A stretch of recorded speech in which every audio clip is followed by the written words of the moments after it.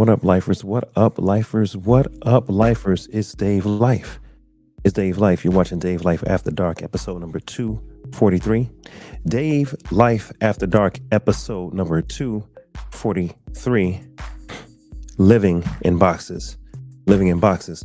Listen, y'all, you could have been anywhere in the world, but you're with us tonight. So I want to say thank you. I really appreciate that, man. If you want to support Dave Life TV and Dave Life After Dark, I'll tell you how to get to that in a second. Let's do this like we always do, the right way. Heavenly Father, Lord, I pray that you would speak to your people. Father, I pray that you would enlighten us, inform us. Let us get some level of instruction out of this. And of course, we also know that there's an entertainment component as well. Father, I pray less of me and more of you. I pray, Lord God, that you will forgive us for all of our sins that we've committed this week, both by commission on purpose and by omission, by accident. Charge it to our head and not our hearts.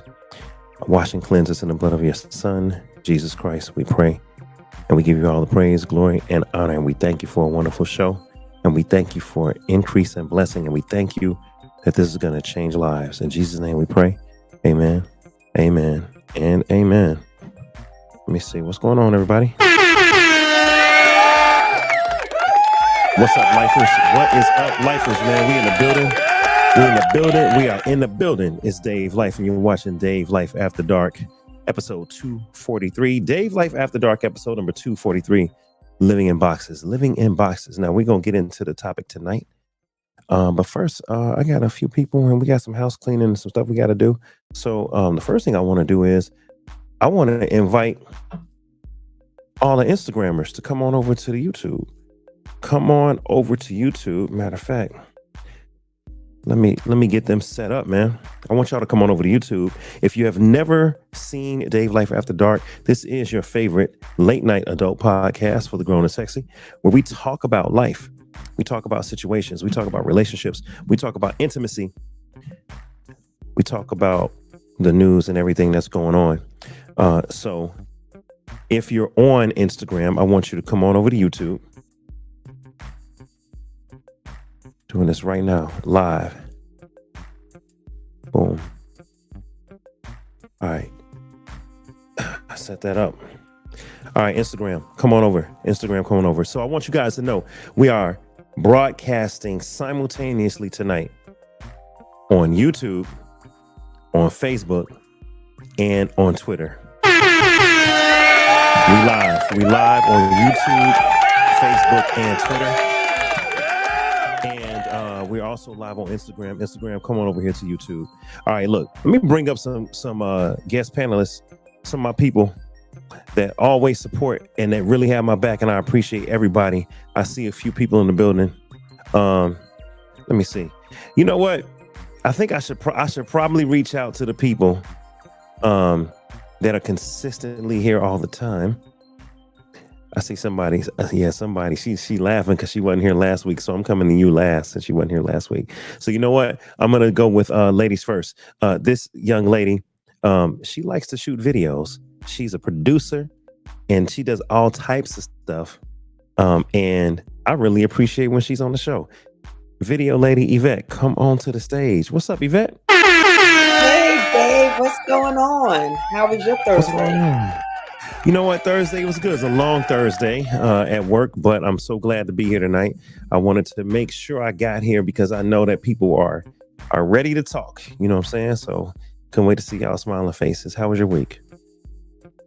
It's busy as usual, but I'm here. I'm entertaining a house guest that just got here from Orlando, so I'm tired, but I'm here. I'm here for this topic. Yeah. Okay. Well, look, I'm glad that your house guest is going to allow you to be on here tonight, talking to us and spending time with us. So I appreciate that, Yvette. All right. I see somebody else in the building. Now this person. Hold on now. See Yvette every time. Technology just don't. You know what I'm saying? But we good tonight. It happens to the best of us. It's okay. You got this. We got this. All right. I guess I'll go with that background. Okay. All right. So I like my little mood music. So let me bring that back up. All right. Come on to the stage. I see somebody back there. We going ladies first. So I'm gonna come to this lady. This is her first time being here at the beginning of the show. Yeah, I'm talking to you. I see you. I'm talking to you. Come on to the stage, life coach Tay Rob. What's up, Tay? What's up, Tay? Can you hear me? Hello. Hey, Tay, how you doing? Uh-oh. Yep. Can you hear me? Yes, we can. We sure can. Tay, can you hear us? You got us? I turned the music down. Hello, Yvette. How are you? I am well. How are you, beautiful? Yes, a little bit of a delay. Yeah. I am well. There you go. I am well. Okay, cool. Tay, how was your week? Yeah, I see that. Busy, but productive. Busy, but productive. Good. That's Okay. always good. Okay. All right. We'll take it. Well, Tay, thank you for joining the show. I know that you're always able to join a little bit later, so thanks for being able to get here early today. I see another young lady. Her camera's off, so I don't know if she's ready yet. Okay, she's not ready yet because she'll let me know when her camera's on. All right, I see this young lady here. I ain't even mad at her. She's really consistent when she is. And then when she ain't, she just have life going on. So I can't be mad. Last week she was trying to get here, but she was under the weather. So welcome back, Queen Sheen in the building. What's up, y'all? What's up, Sheena? Doing? What's going on? How you doing, Sheena? I can't complain. I want to, but I mean, not. you could. It ain't gonna help. You know what I'm This saying? is You the might as well. platform. It's not gonna help at all. I'm all good. I'm just glad to be alive and well. My mom in the hospital right now, so child, I'm just like, thank you for life, So Amen. Amen. Blessings. Well, Sheena, Blessings. we praying for Mama Sheen. Okay, we praying for your mom. All right, so I didn't bombard. She good. Absolutely. Cool. Hey, I see I got one of the brothers in the building. This is a brother from another mother. He's from the Puerto Rican. He's a Puerto Rican deacon. So let me bring this young man to the stage. Comedian Tony Love. Tony, hey, what up, Tone? Puerto Rican deacon. Judgment Day is coming, Pastor Greenwood. No doubt. How you been, Tony? Outstanding. Happy to be here, man. Appreciate you having me. Yeah, Tony, you consistent, man. Thank you. I remember one. I think it was the week I was out of town. Tony told me, he was like, Dave, I ain't got no sleep. I can't. I was like, Tony, I need you, man. That's not that many people that's available tonight. And Tony was like, I got you. He said, I got you for 1 hour. And Tony did like 2.5 hours that day. So, Tony, I appreciate you, man. Hey, it's my pleasure, man. Once we get on here, get talking, man, you know how I go. Yeah, no doubt. All right, so I see some more people in the green room, and when they're ready, we'll bring them up. Shout out to all of the Instagrammers. Come on over to YouTube, y'all. That's the best way to view the experience. And shout out to everybody that is in the comments. Let me see. Committed to Health. What's up, Committed to Health? I see you in the building. What's going on, Lady Cupid? She in the building. So living in boxes, y'all. Living in boxes. Actually, before we even say living in boxes, can we just acknowledge for a moment that we are streaming live on YouTube and Facebook and Twitter? Like, I'm tripping, y'all. And Twitter? Oh, but it ain't Twitter no more. Ain't it X? It's X. Ain't it X? Mm-hmm. It's X. It's X. Yeah, it's X. Yeah. It's gonna be excommunicated. Yeah. Hey, Tay, I'm gonna I put you on mute because I heard the keyboard. Unless I'll let you mute and unmute yourself. Can you do that for me, Tay? It's probably a delay. Yeah, Tay got a delay. Yep. I can. There you go. Okay, cool.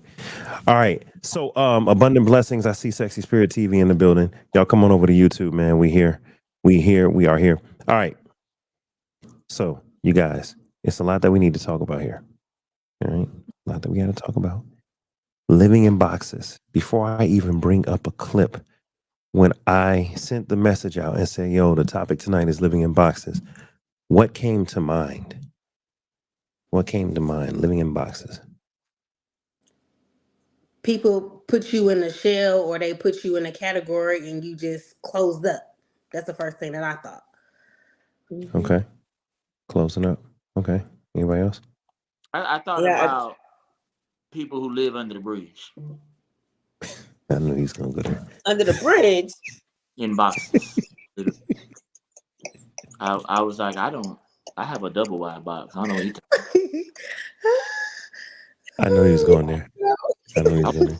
Yeah, I don't live in no box. I got double wide. I mean, you know what? That's something to think about because there is a homeless epidemic that's going on. There is, so that is something to talk about. Box. Yeah. Mm-hmm. I'm sorry, that's just Wow. Yvette, what'd you think? I thought the same thing as Sheena did. I was like, am I saying it right? Is Sheena? Mm-hmm. Yeah. I thought the same thing. Like people put you in a category and you have to, and they want you to live up to that person that they placed you into that box as, if that makes sense. But I did get me a little notebook and started writing all the different people who put you in the boxes, but we'll talk about that later. Okay.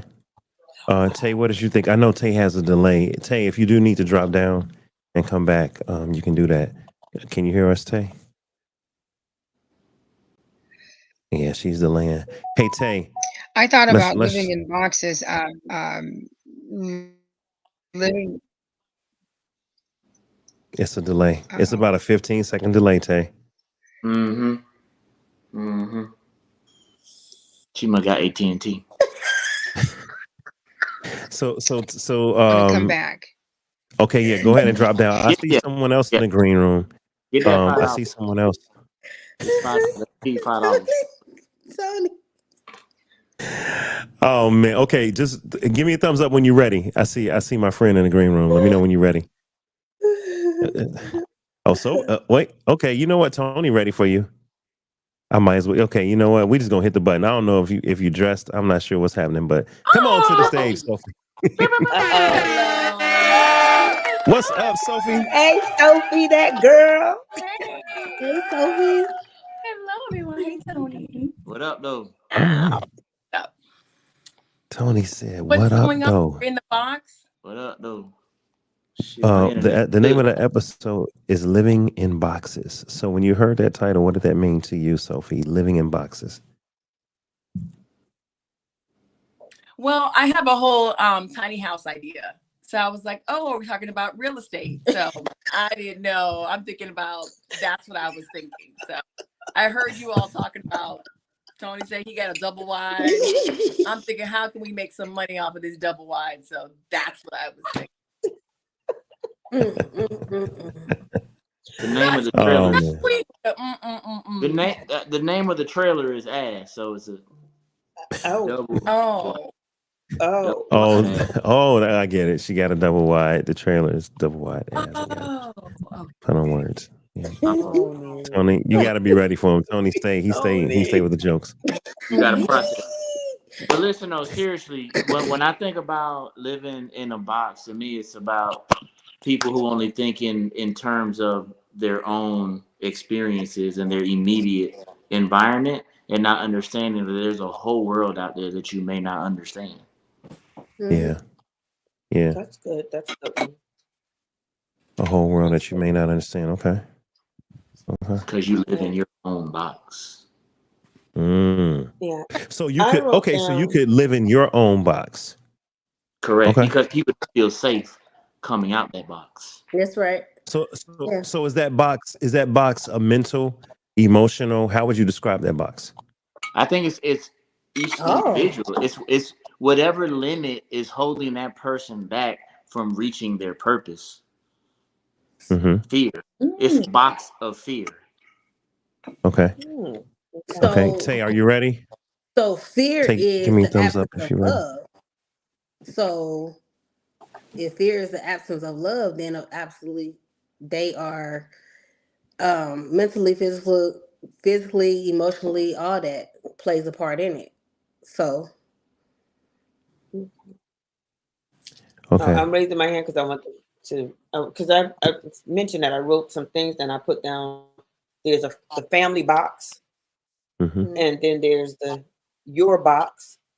mm-hmm. There's that relationship box, meaning that your significant other, the box that they put you in, and in these boxes you play roles. In each of these boxes, there's a role that you play, whether you know it or not. You're playing it. Yeah.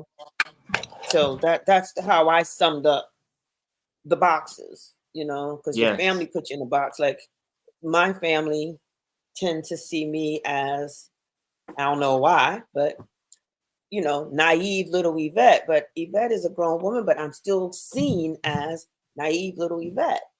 You mean you're seen that way to other people, or to yourself? my family? That's the family box. Mm-hmm. That's the family box.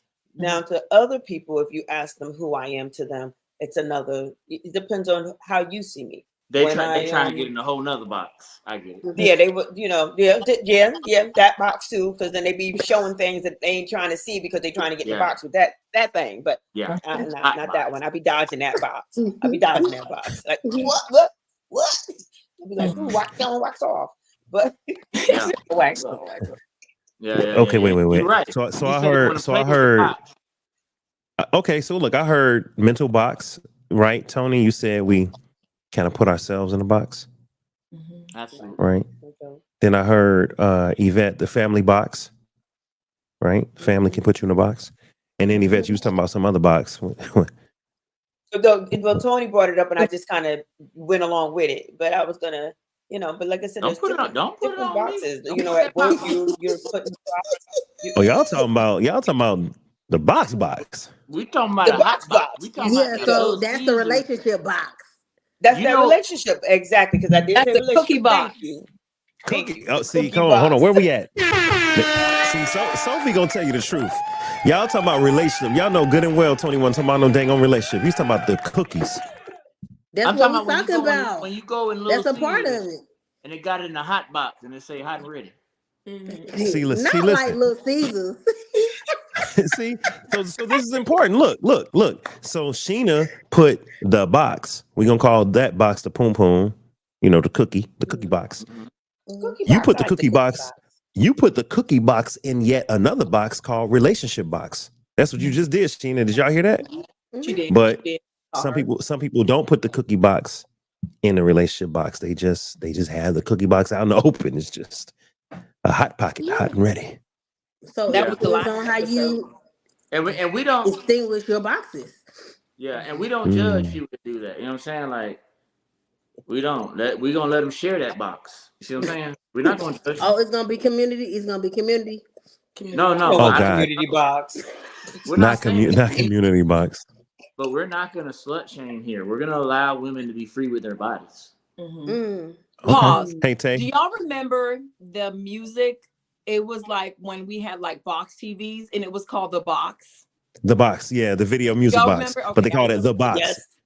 Yep. And you like scramble the box. You had to subscribe and like wait till when your song came on. Okay. Oh, this is great. There's a lot of boxes out there. Yeah. The proverbial box. The proverbial box. Man, the literal box. Community Health said box of convenience. The box of convenience. Woo! What's the proverbial box? It's the box that the white man puts us in. Hey! To oppress us.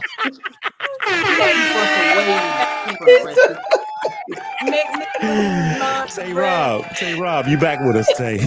Come on, we see you, Tay. We're gonna leave you up here, Tay. Hey, gorgeous. So, Tony, the proverbial box. Come on, the white man, tell us about it, Tony.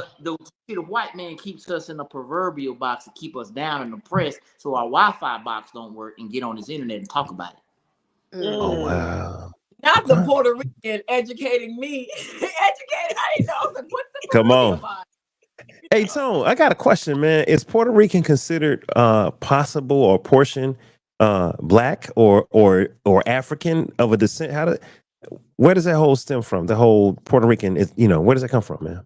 That is a great question. Puerto Ricans derive from Taino Indian, Spain, and African. Taino. Like the Taino, You know what? the Taino tribe. Yes. So Taino, Spain. Taino Indian. Taino, Indian, Spain, Indian. and Africa. Africa. Yeah, Africa. I love it, man. I love it, and I just love the fact that you knew I was playing, but I was serious, and I'm glad that you gave us the derivation of where the Puerto Rican. Man, you need to. I figured you knew something. You over here educating us, talking about the white man. I said, okay. Puerto Rico has been a Commonwealth of the United States since 1917. Come on. And are American citizens, not like them vatos locos. Ooh. I like me some vatos locos. But we love everybody. I ain't true. Amen. Nope. Amen. And you remember Tony on your first episode. So I understand where he's coming from. I am what they call me Afro Latina. So from Panama, I'm a Black Hispanic. There you go. There you go. Hey, do you remember There's Tony on the first? Comedian I know. He call him I messed it up. I'm sorry. He Vanderpool. He always says Afro-Tino. He calls it something, and it's really funny. You know Vanderpool, right? Okay. I don't. Yeah, I know the name. Yeah. I mean, comedian Tony. Okay. Oh, Tony probably knows them. Tony knows everybody. Let's talk about these boxes. Tell Tay that she might need. Oh, you can beat the box. You can eat the box. Oh my god. Girl, oh my god. Just say that. Oh my god. Listen, I heard you, Sheena. I'm gonna check on Tay. You were saying, tell her what now, Sheena? She's having some technical difficulties, so tell her maybe turn off her Wi-Fi. Yeah, Tay, if you can hear us, I see you in the green room. Yeah, try to turn off your Wi-Fi and go over cellular and see if that works. For everybody that's on Instagram, come on over to YouTube. Steve, check your nope, Steve, check your inbox. Check your inbox, man. You got to come on over to YouTube, Steve. All right, cool. Wow. Okay. And you said beat the box for a moment. Can you yes, I sure can. I sure can. There you go. Oh, everybody got to adjust. Okay, wait. I see Tay. Tay, you there? Let's try it again. Hi, Tay. All right, Tay. Now you got to just unmute yourself. Hey, there you go. There you go. Tay Rob. All right. There you go. Okay, cool. I see. Okay, cool. All right, you guys. So Tay, we've been talking about all types of boxes that people can be put in or put others in. But what was your idea when I said the name of the episode is Living in Boxes? What came to mind now that your Wi-Fi is better? When I think of living in boxes, I think of living in those spaces where you're living into other people's expectations of your life. You're living into other people's self-fulfilling prophecies for you, not your own dreams, aspirations, ideas of what life should look like for yourself, but mirroring images of what someone else thinks life should be for you. So like an expectation box. Mm-hmm. Right? And I remember Yvette earlier said like a family box. Her family sees her as little Yvette. No matter what, she's always going to be little Yvette to them, and it's hard for her to get out of that box. Okay. So we had family box, we had expectations, we had like an emotional or a mental type box. And of course, we got the real box. Yeah. And see, we said I'm trying to get Tony's attention. He's watching the game or something. You. I was watching the other box, the TV box. Yeah. The other box, the television box. And what do they call that sometimes? The what? See, the man puts that box in front of us to distract us, and it worked. And look, they sometimes call it the idiot box. The The TV idiot is called box. the idiot box sometimes Yep. because they like, oh, we just sit there and we just are dumbing down. They used to call it the boob tube because Yep. there was times when listen, check this out. Do y'all remember a TV show called Playboy After Dark? No. I remember No, beat to the Only you, remember Dave. BET After Dark? Only you. Only me. I'm dating myself. All right. So look, Playboy After Dark was a show where Hugh Hefner from Playboy, he would actually, it was like a cocktail hour. Okay. So it's like a cocktail hour, and he would do somewhat of a talk show. He'd have on a suit and everything. And of course, he would have the Playboy bunnies, the waitresses walking around with the bunny ears, and Oh, it would be cute. full of celebrities. So the Mhm. celebrities, so if you think of Jay Leno, or if you think of Jimmy Kimmel, you think of Trevor Noah, they're sitting behind a desk, right? Mhm. Mhm. Hugh was walking around the party, you know, with a drink of choice in his hand, and he was just talking to celebrities, and they were just all talking about life and everything, and he would interview people. But that's the idea that I had for Dave Life After Dark. Not that it would be bunnies and everything, but that we would be grown-ups having a drink of choice and just having adult grown-up conversations. Now, I don't own Playboy magazine, so I don't, I'm not trying to go that route. But hey, this is where I got the idea for After Dark, y'all. Well, thank you. I remember the show. Oh. See, man, we dating ourselves. Mhm. I do it all the time, even at work. I Yeah. said zoom Yeah. to my doctor the other day, and he knew what I was talking about. The song. Zoom, Gotta zoom. zoom. Like, I thought you were saying all I want to do is zoom, and the boom, no, boom. Yeah, I just wouldn't shake say that your to my rump. doctor. Just shake your rump. So look, Tony looking at the boob tube, the idiot box, the television. What are you Look, watching? you guys. What are you watching, babe? What are you watching, Tony?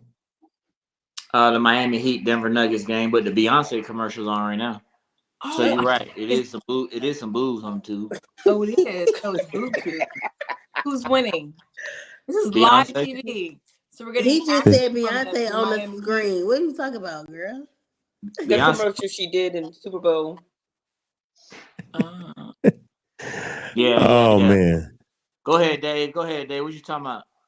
No. I'm just talking about boxes. I mean, we're gonna get to the actual boxes that I'm talking about, but I'm really just looking at the whole concept of living in boxes. And look, shout out to everybody in the comments. Committed to Health, Lady Cupid, she said box of convenience. I got you. She said box of convenience. What other boxes are out there, you guys, that we kind of put ourselves in, or we put others in? We talked about a mental box, kind of a personality box, the physical box of us being in a sexual relationship, the actual, the cookie box, we're gonna call it, just to keep it clean. You know what other kind of boxes are out there? We put ourselves in prison, man.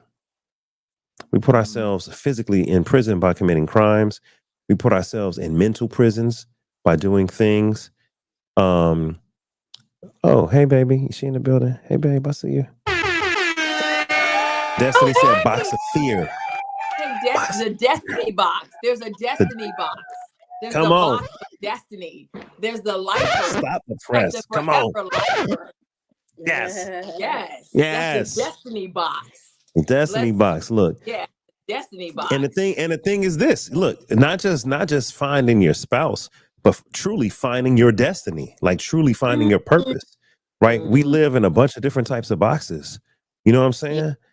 Literally. So literally finding your destiny, so since we have people of all walks of life on the show, what are some boxes that you put yourself in that you discovered later, like, man, I shouldn't have put myself in that box, or possibly a box that someone else put you in? Let's start with Sheena. Like picking up Sheena first. Hey, gorgeous. I think for me is I'm too nice. I gotta learn how to say no. So I think that's my box. I gotta learn how to say no. Can you dig in a little bit more? Can you kind of expand that? I think I always say people really don't give a F about you, right? And so people want what they want. So if somebody be like, hey, can I borrow, $100? Usually I don't let people borrow money. Either I'm gonna give it to you or I'm not. Mhm. So me being nice, I'm like, I mean, here you got it. But at the end of the day, too, like, why you can't? And then next week you call me asking for another $100. Like, what's going on? You're not managing your money. So I feel like sometimes people try to use you as well. So just saying no, just being too nice. Oh, just being too nice. Okay, hold on. Speaking of being too nice, I see somebody I want to bring up to the stage. Hey, give me a thumbs up if you're ready, big dog. Give me a thumbs up if you're ready. You ready? Yeah, I'm talking to you. When you're not on stage, I'm about to bring you up. I know you. You better be ready. And Miss- another man.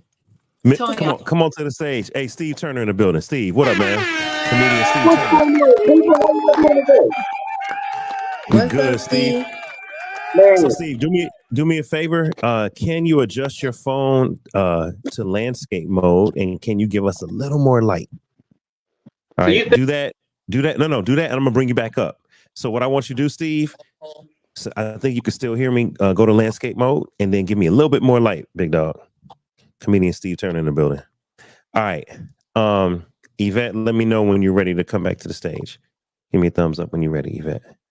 Thumbs up. Okay, cool. Yvette's ready. Boom. Um, so being too nice. mm-hmm. You know what? Committed to health, Lady Cupid. You might need to explain. That's that convenient factor. What you might need to explain that in the comments, or I think you know what what I'm she gonna mean do? by that is just people want what's beneficial to them. So we talking about boxes, right? So men, hey, let me call old girl because I'm finna go give me some box.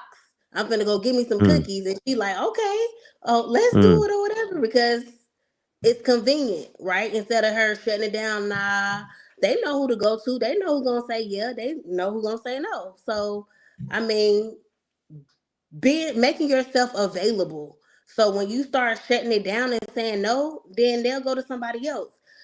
People will drain you if you let them. So if you keep making yourself available and not saying no and keep saying yes, and I guess maybe being a people pleaser, maybe yeah. that's That for convenience as okay. well.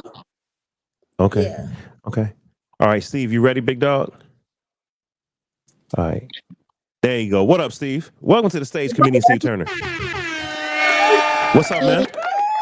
thank you, man.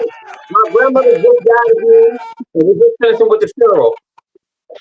Your grandmother died again, you said, Steve? That's third time this week, but that ain't the point. She just went on home to be with the Lord 15 years ago. And y'all literally put her in a box. Wait, More or less. She's in the backyard, but I mean, she was a good box. wait. I think Yes. I'm not hearing. You must have started a new job. So your grandmother, she died again. I've been Right. fired from every job I've ever had in my life, so it's not good. Excuse me. Sophie, he said it was the third time she died this week. So Okay. Okay. I'm gonna do like Tony, and I'm gonna go ahead and just clear my I'm gonna wipe my screen. But I thought, you know how you almost can't, if you can't see right, you can't hear like when you're driving. You gotta turn the radio down so you can like right. focus. I'm gonna go and just wipe my screen because I felt like I didn't hear him correctly. Okay, so um I'm sorry to hear about your. Is it a grandmother or grandpa this time? My grandmother, she was only 37.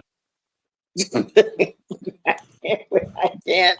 And we're gonna pour out a little liquor. I don't have any more, but we're gonna pour out a Right. little liquor For Steve's for Steve. grandma. And I have a rose. I put this on her grave.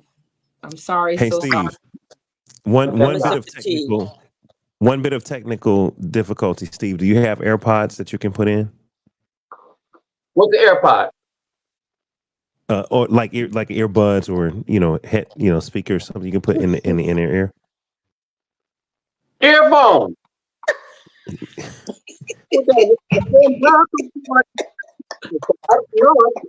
Earphones. No, you got to put something on because when we're talking, your voice is getting drowned out. So you got to put something in your ear on, man. It's almost like he was a Christopher Columbus of headphone, like he just discovered earphones. Hey, matter of fact, hey, comedian Steve Turner, meet comedian Tony Love. 2 comedians in the building. Tony, What's up? what mother loves nephew? There you go. Boom, put y'all up there. Hey, so look, Steve, man, for real, get some AirPods or something because we want to hear all your jokes. So make sure you got it. You know, I'm gonna put you in the green room, take you off the stage, and put your Heineken up. Put your Heineken up so it's not on camera. And that look like a Heineken. It might be a Heineken. It might be a Stella, or there might be a ginger ale. Hold on, let me see. Don't get. You know what? No, I'm not going. So little in these little boxes. What you do? I'm sorry.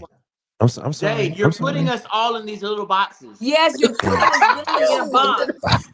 Like, what the heck? Sorry, guys. It's just you're acting like the white man at this point. Right. I'm just Don't controlling. be an oppressor. Don't be an oppressor. Welcome to the oppressing podcast. The oppressing Right. Dag. Not the oppressing podcast. Where we put you in boxes.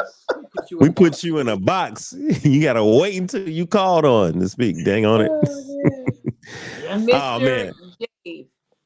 Yes.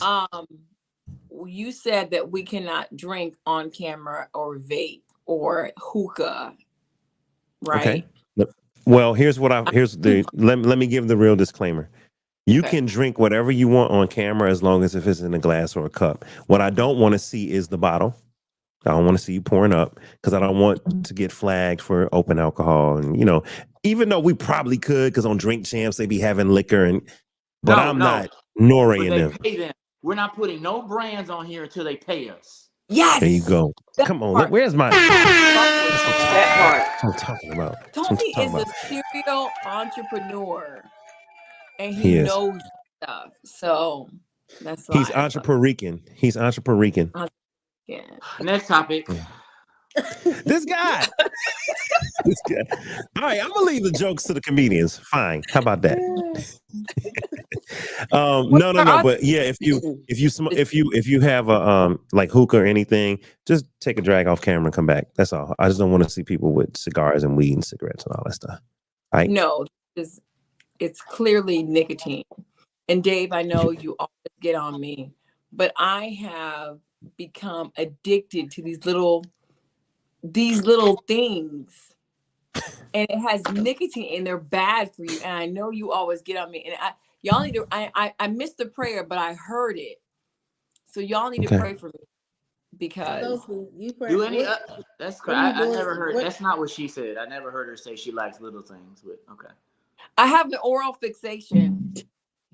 Listen, you know what? Hold on, y'all. That's why I tried hookah. Not the oral box. We're not talking, but that is another box. The oral box. Oral box, Dave. Don't put me in the box. It's a nice box. But I was trying hookah, and I ended up. Did we lose Tay? Did Tay just leave? Did Tay bounce out on us? I'm sorry, Tay, but let me tell my story. I was doing hookah like Dave told me to, and I brought the hookah to my bedroom, and I knocked it over, and the coals fell on the floor, and I thought I picked them all up. You stepped on one. The next morning, I look under my bed. That thing burned a hole through the carpet down to the base. It would have been like a burning bed. I would have never have known. You might have died. Cold. I could have died. Could have died. I was like, no, I can't hookah inside the bedroom. I thought I got it burned. I had to like cut a piece out of the closet and cut a piece and like it was the whole thing. So I was like, what else can I do? Can I get the same vibe? So then I found the vapes and okay. Well, Sophie, this is what Sophie, I gotta jump in. I gotta jump in. And let me tell you why. It's all jokes aside, y'all. Y'all have seen me smoke hookah before, right? I do that a lot, and that's something that I'm working on. But Sophie, I have a friend of a friend, right? One of my homegirls' boyfriends passed away from vaping, y'all. He Tell was a me. heavy vapor. Listen. He vaped for about 6 years. Mhm. Vaping is the worst of, listen, real quick, and I'm coming straight to you, Sheena. Vaping is the worst of all the smoking stuff because cigarettes have chemicals, but it's a flame on a leaf. Cigars, less chemicals, but it's still a flame on a leaf. Yep. Hookah is flame on a leaf. It filtered through water. That right there is electronically heated glycerin that coats your lungs and your alveoli, and you're slowly drowning yourself. And I'm telling you this because I vaped for a year, Sophie. And as soon as I read what really happens with vaping, and as soon as what my homegirl's boyfriend died, I threw it away. I threw it away on my birthday. I haven't touched a vape since. When I started to feel a pain in my alveoli from shaking hand, I knew that's what it was. I was a virgin. Like I am. I told you guys I used to be a missionary. Like Hold Bible on, thump. you're frozen, Sophie. Hold on. I want to hear the story, but you're frozen. Oh, dang, Sophie.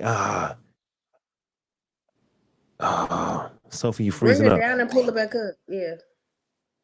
Okay, hold on. Come on back up. You ready, Sophie? Am I here? You, No. you Everybody glitching. was come. You need to turn off your Wi-Fi Hey, too. right. Hey, Sophie, hold on. I'm gonna put you in the green room. Okay. All right. So, Tay, what did She you gonna do to like fix this, your doing the y'all? robot. Y'all realize I turned it I'm off. not even. I'm not even in the. Hold on, Steve. What you doing over here? Come back to YouTube, Steve. Oh God, this is one of those nights. Tay, what did you do to fix your technology? What did you do to? Because you were glitching too, and now, what'd Yeah, you do, I Tay? turned it off. I have two actually, two different modems, and so I turned off my actual Wi-Fi on my phone. Mm-hmm. Okay. All right, Sophie. I'm gonna let you back in. Hopefully, Sophie, you there? Yes, she does. She glitching. Legacy, I'm here. Oh my I gosh, think she you know glitching. Frozen Wi-Fi. You again. glitching. You glitching. No, glitchy. You glitching. No, you glitching. Hey, Sophie, turn off your Wi-Fi on your phone. Just go cellular. Just go cellular, Sophie. All right, y'all. This is a heck of a night. Mm-hmm. This is a heck of a night. This is a heck of a night. Sophie was about to tell us her virginity story. I don't know where that was going, but No, I think she was saying that she was a virgin from smoking the vapes, and then she got addicted. bad choice of words. Uh-oh, we lost Patty. Poor Yeah, choice of I thought we were Well, going to she should be be here on this box to topic. defend herself. Look, stop smiling, Yvette. See, Yvette, you being bad. Look, Yvette was like, I thought we were on this. Then she went like this, So y'all. did I. She went box topic, and then she went like this. All right, man. Oh, I All want to right, talk come on, about y'all. people in boxes. Okay, Sophie, you're back. Amen. No, Oh, Sophie, come on now. You showing out. I ain't thought I all was right. frozen. Steve, stop drinking on camera. If Steve, can you're you hear me? It's a pop. It's a Oh, juice. All right. It looked like a Heineken, brother. It's a pop. I don't drink. Okay. okay. I need my eye candy. Where's Tony? Dave, you have an unruly crowd tonight. Where is the eye candy? Unruly. Okay. Hold on. I'm bringing Tony up. All right. Hold on. So who got me on speaker? Who has me on speaker?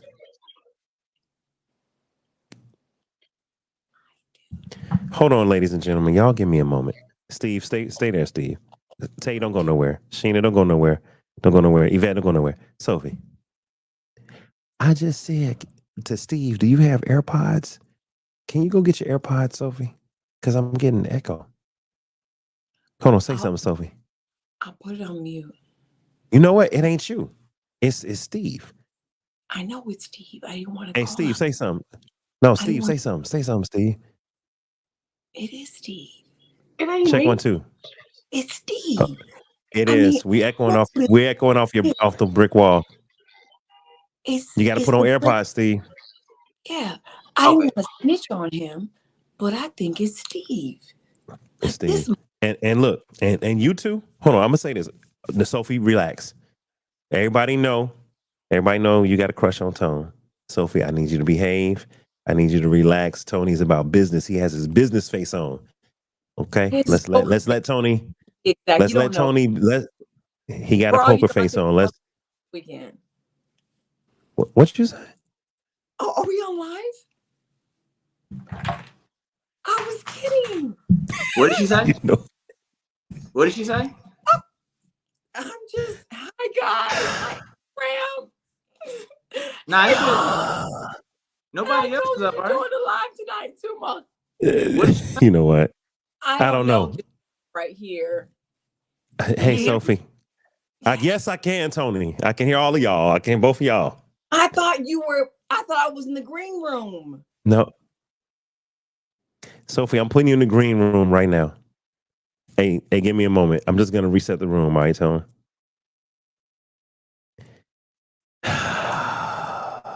Man, I don't even know.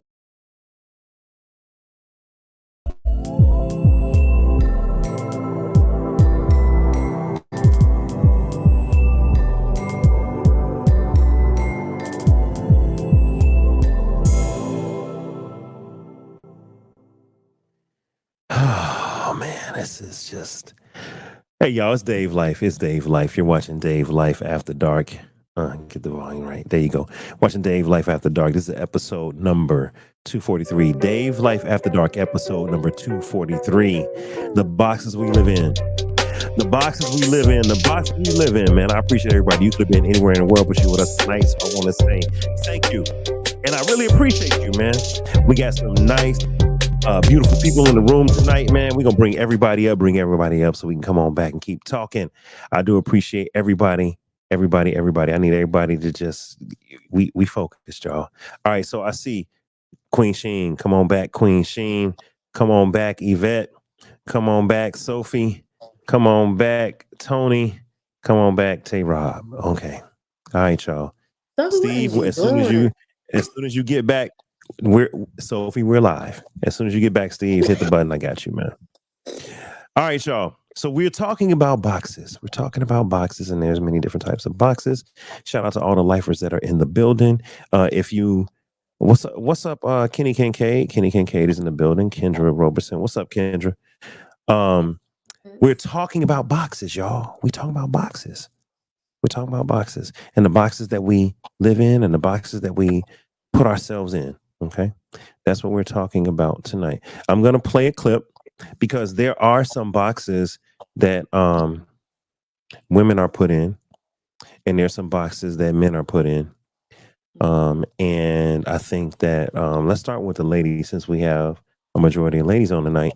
I'm going to play this clip, you guys, and it's going to show us the types of boxes that we put women in. Yeah, how about I just do that? Boom. This one. Okay, check this out, y'all.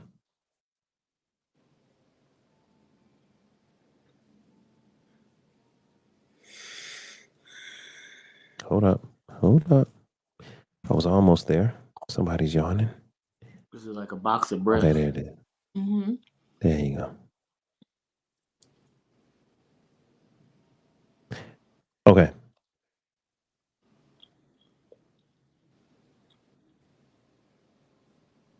It's about being pretty that give you massive advantages in life. There is also simultaneously a very dark side to being considered beautiful. Yeah. The experience of walking in a room and immediately no one taking you seriously because they see your appearance and like, oh, this is the looker. Like this one's here for aesthetics. Like we don't have to worry about what she has to say or what she thinks her input, or she probably doesn't have any experience in the space because clearly they only hired her because of tits or whatever. Like that's one thing. Yeah. Which people may not think is that bad. How about everyone trying to fuck you all the time? Yeah. So you can't get any business done because everyone assumes that the reason that you're talking to them is because you have finally made it. You've finally been chosen by me. Yeah. When in fact, like, I just need you to collaborate on this project with me. I actually don't want to sleep with you at all. Yeah. And then if you don't want to sleep with them, then they're mad at you because they got it in their head that the reason that you're talking to them Totally. is because you're a beautiful woman and this is what you're here for, is to for sure receive it. So there are a lot of things, and it's a very complicated experience. I'd say that with the knowledge that there are a lot of things that come with being pretty. And there will be people that watch this and say, you're not that pretty, bitch. Okay, so if you don't know, this is Taylor Rooks is on the left. She's a sports commentator, a sports reporter for ESPN. She's black, and then this is oh Lord, Tony, help me out with the lady on the right. Her name is also Taylor. What is her name? Joy Taylor. So you got Joy Taylor. You got Joy Taylor. You got Joy Taylor, who's on Colin Cowherd's show. At least she was for a while, and I think she might be with Fox. So you got ESPN and Fox. These two ladies are respected journalists. Joy Taylor is an anchor. She covers football and basketball. Some people criticize her, the lady on the right. Some people criticize her because they're like, oh, she's just a pretty face. She never played football. How can she be, on, discussing a topic? She never played football or whatever. And then some people will get on Taylor Rooks saying, oh, she's interviewing these players because she's pretty. Or they'll get on Malika Andrews and they'll say, oh, they're pretty, so that's why they're getting these opportunities. So you heard what she said about there's a box that people put you in when you're a beautiful woman. And that box can be related to you got the part because you're cute, you got the part because you're fine, or you got the part of the opportunity because we want to smash. We want to, forgive my language, we want to fuck. Okay. So I want the ladies to speak on that. This is a box that some women are put in. I'm not gonna put words in your mouth. So who wants to go first and talk about the box of you're pretty, and of course you've heard the word pretty privilege, but then there seems to be also a negative set of circumstances that comes from this box of being pretty or being fine. Which lady wants to go first? Well, go ahead, first Yvette. of all, it's almost insulting because when you are first of all, you have nothing to do with your looks. Your mom and your dad do in genes. So you can't help the way you look. You were born that way. So that's number one. Number two is other worse feeling than you worked hard. You went to school. You got your education to be smart or to have the education or the knowledge that you withhold within your cranium. And then you have the world that just only see the pretty and does not see the rest of you. You know what I'm saying? Because you have some women that are extremely beautiful, very smart, and also very kind. Then you hear those that are beautiful and they're just nasty. So there's all these other boxes you get them in because they feel like because I'm pretty, I'm supposed to be given this and that, or you're supposed to move, you're supposed to see me, acknowledge me. It's all me because I'm pretty and you're not. So that's that box there. But you really can't help it, and it's really sad that so get the job and don't be the qualified person because they need you there just for the looks. Or even in one of Beyonce's songs, she goes, "Let me upgrade you." She wants to upgrade you, but she said, "Let me upgrade you. Bring me to the meeting." Because she looks good on his arm. So that was the role that she was going to play. I'm the pretty arm piece that's going to make you look good at that business meeting. So pretty holds certain positions in life, and it's unfortunate that people see it that way, or fortunate, depends on who's on the receiving end of it. It depends on who's on the receiving end of it. I don't see it as a bad thing unless you are the one with the brain, the looks, and everything to go with it, and the kind heart to go with it, and then you're getting perceived as the other by somebody, because I hear my girlfriends always say, "Oh, you think you cute." All I did was enter the room. No, you think I'm cute because you're the one that said it. All I did was enter a room. You should have been like, I sure do, baby. I know I'm cute. You know what I'm just saying? Like when people say that, it's like, well, apparently you thought so because They all I think did was that, yeah. I'm just saying me, but just saying, all you did was enter the room, and then all of a sudden fingers are pointing. All you did was enter a room. So if somebody acknowledged that you have beauty, that's on you. Right. Okay. All right. Sheena, can you talk about that box? I'm sorry. Was somebody going? I didn't want to interrupt. Okay, Sheena, can you talk about the pretty box that Joy Taylor and Taylor Rooks were talking about? What's your experience or what's your opinion of that box? I kind of agree with. Well, I do agree what Yvette said about being pretty. You can't help how you look, but at the end of the day, like people gonna talk and they're gonna talk about you regardless, um, how you look or not. So, um, yeah, that's it. It is what it is, and so But is it a real thing though? Like is that box a real thing? Like the negative, I'm pretty, so they look at me differently, or I'm sexy, I'm fine, so they treat me differently as a woman. I don't get the respect, or what have you. Is that a real thing? it is a real thing, and it depends on who it is, who your audience is. If are you in the audience of men? Are you in the audience of it just depends on who your audience is. But that is a real thing. Oh, because when me and my homegirls, they be like, oh, let's go out and we go into a lounge or a club, they be like, oh yeah, you can come skip the line because she bad. You bad. Yeah. So Yeah. it just depends. Your audience. It depends on your audience. So yes, it is. It is a real thing. So that box It is a real thing. exists. It does. Okay. All right. One of the other ladies, Tay or Sophie. Pretty privilege is a very real thing. It's always been a very real thing. Pretty privilege has a ceiling and a basement. The ceiling is, of course, you get opportunities, you get afforded spaces at different tables and invitations into different rooms that you wouldn't otherwise be welcome. But then the basement is that you're not taken serious. You're demeaned most times, overlooked. Even though you're welcomed into the room, nobody in the room is actually taking you serious.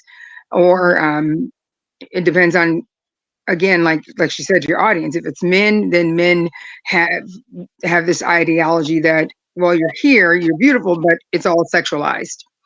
It's usually, you tend to be sexualized. And if it's women, then, well, the women automatically demean you because they're like, you're just here because of your looks. You don't have the skills, knowledge, know-how, education, blah, blah, blah. You're simply here because of looks. Therefore, i.e., you're like a picture on a wall where you're here to be stared at, but nobody's really taking you any further than that. So um, I've seen pretty privilege in real time in operation, and it's an ugly thing most times. Wow. And sometimes, unfortunately, it's the only way you get invited to a table, and then you get to prove that you deserve to be there. Wow. So you said pretty privilege has a roof and a ceiling and a floor. Wow. Basically, That's yeah. that's okay. I like that. All right. Sophie, do you believe that pretty privilege is a box? Do you believe that being pretty is a curse? Lady Cupid, committed to health, said being pretty is a curse.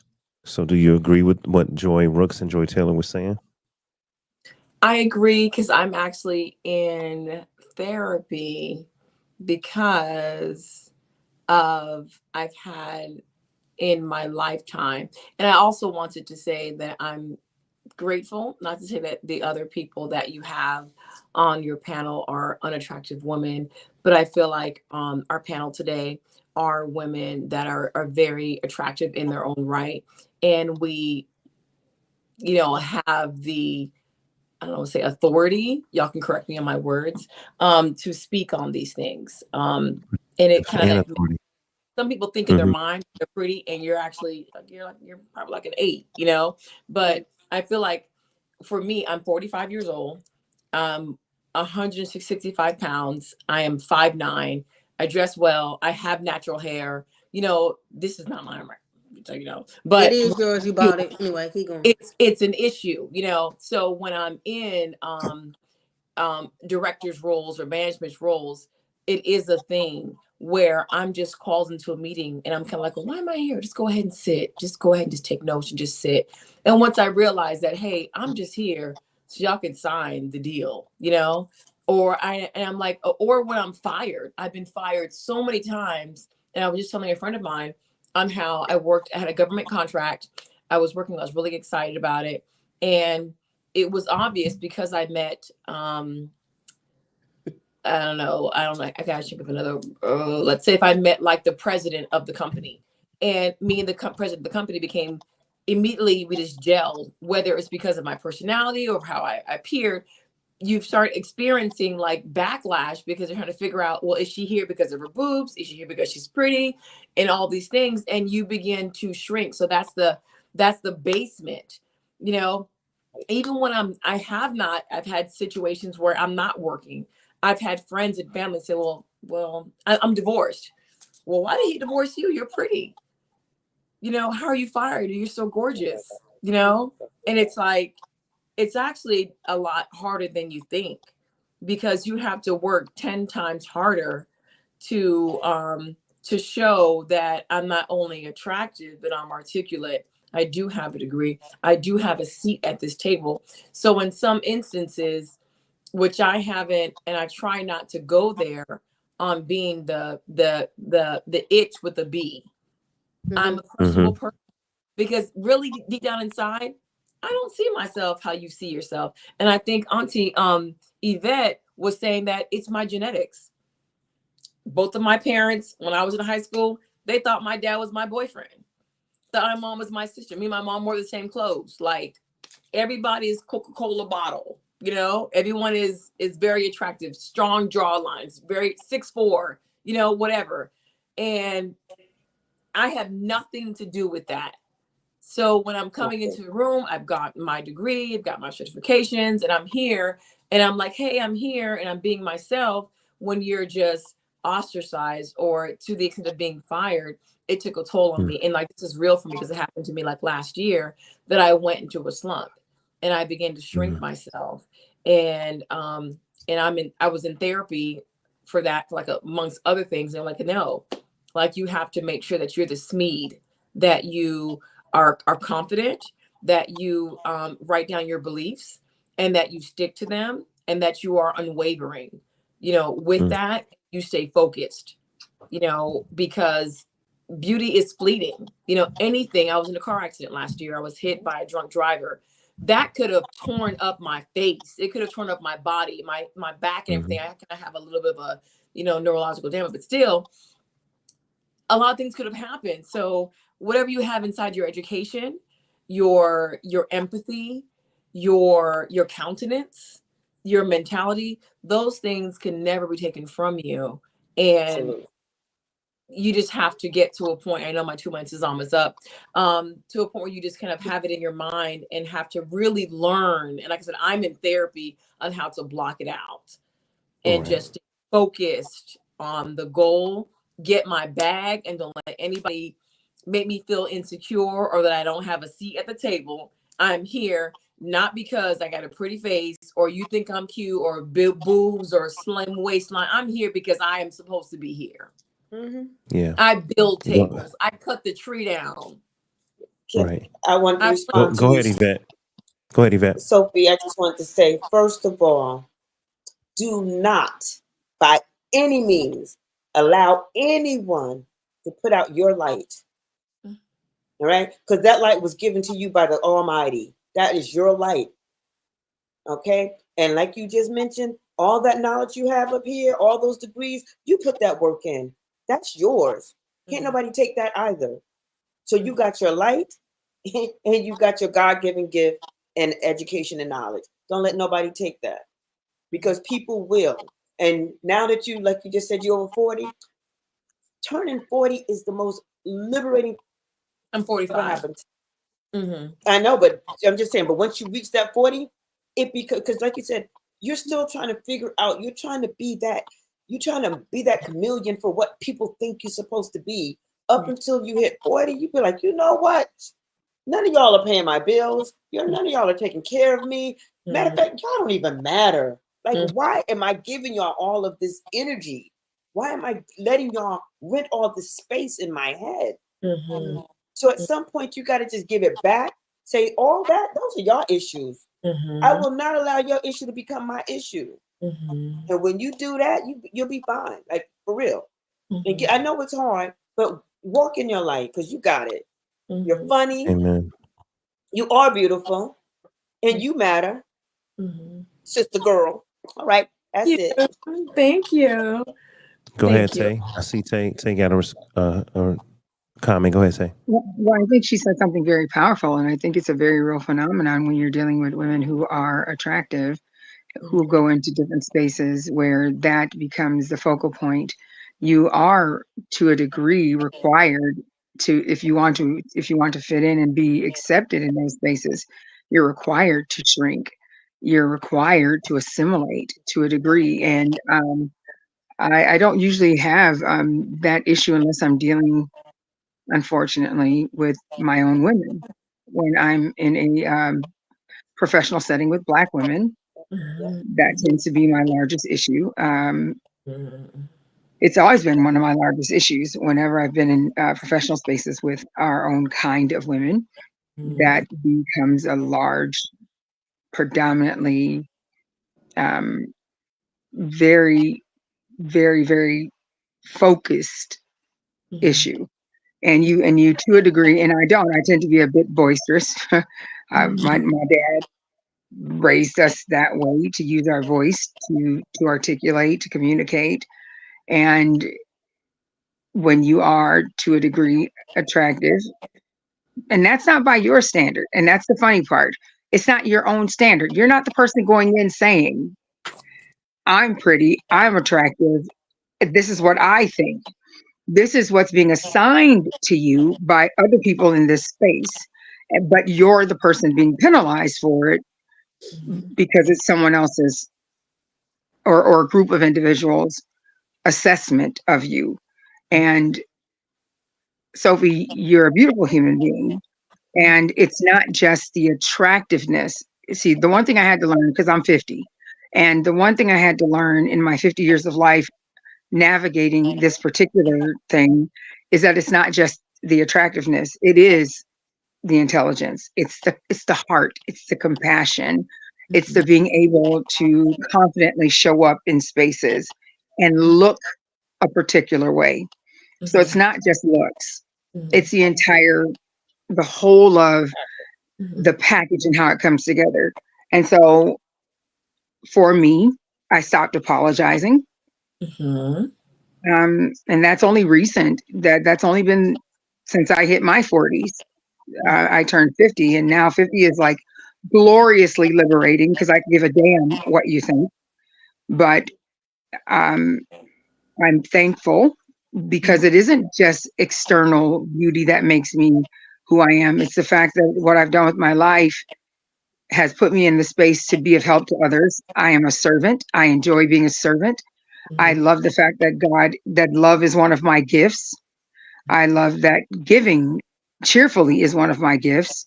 I love that hearing other people and meeting them where they are is one of my gifts. So if that's enhanced by what we call external beauty and that opens certain doors, then I welcome that as long as I deserve to be there, not because I'm assigned there by physical attractiveness alone.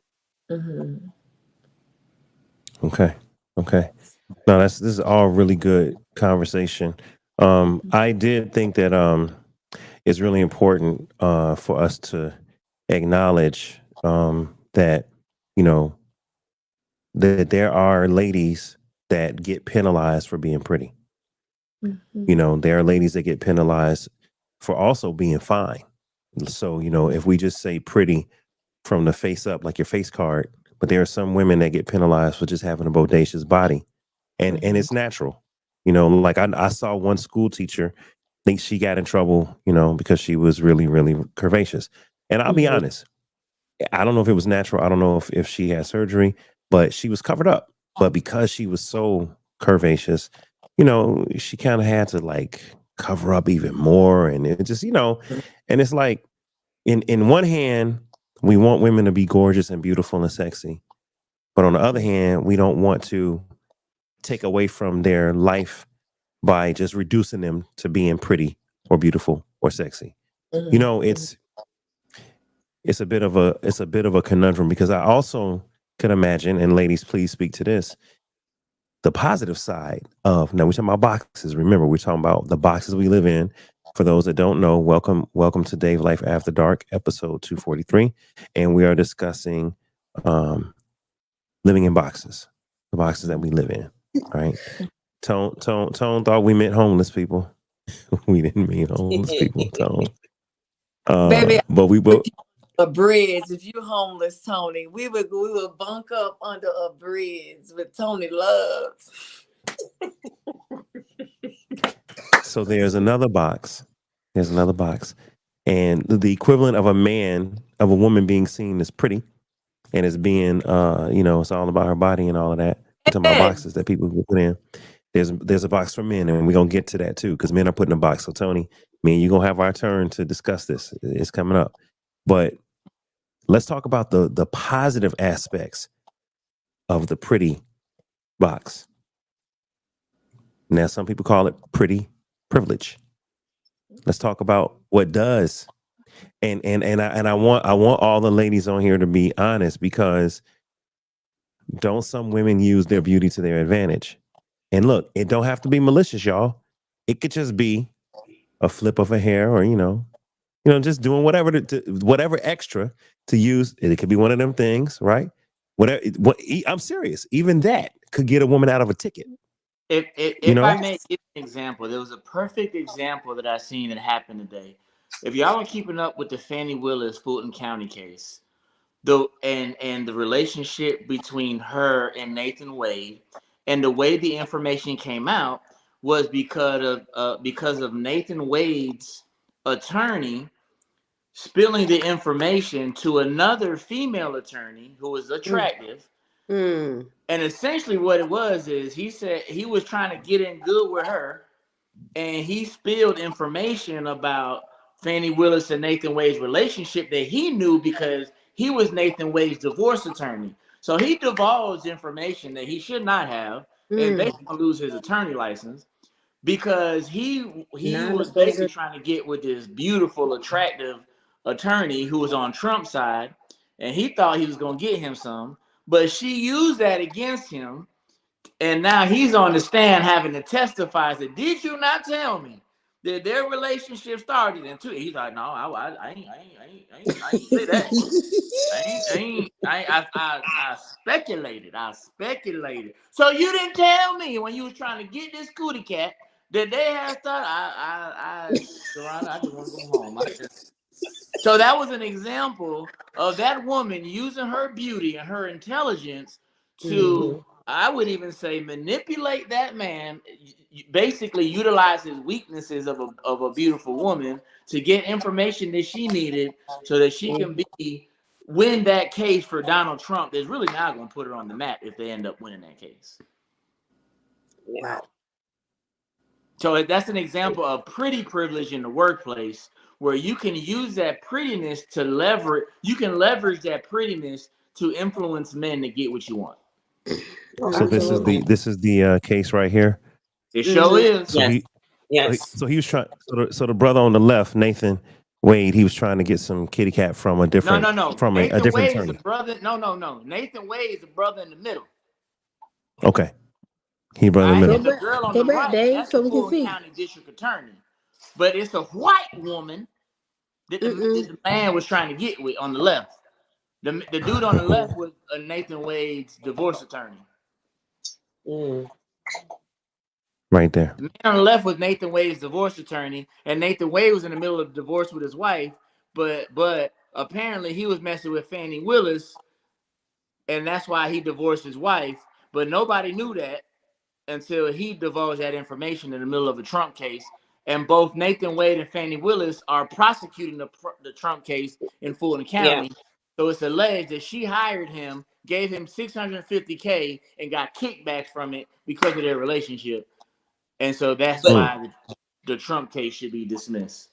Yeah, but they Wow. also claiming she claims that she paid him back for all their trips and everything in cash. She goes, I paid him in cash because I Yeah, wanted to make sure, like, So yeah, there's that's a no whole paper rabbit trail. hole that we can go down. It's Yeah, I very know. interesting. But I just thought that it what mattered, what we were talking about today, was that attorney who basically leveraged her attractiveness to get the information Yes, needed and use it again. So that to me yes, would be a positive of pretty privilege, because wouldn't couldn't no absolutely. ugly girl get that out of me. I'm gonna be honest. Yeah. Period. Yep. Wow. But that's that pillow. Okay. See, that's that pillow talk box. That's that pillow talk box. That's that let me do the pillow talk. Here's some box, and we in the box bed. we go And it we was gonna even in talk and it was whisper. in text messages.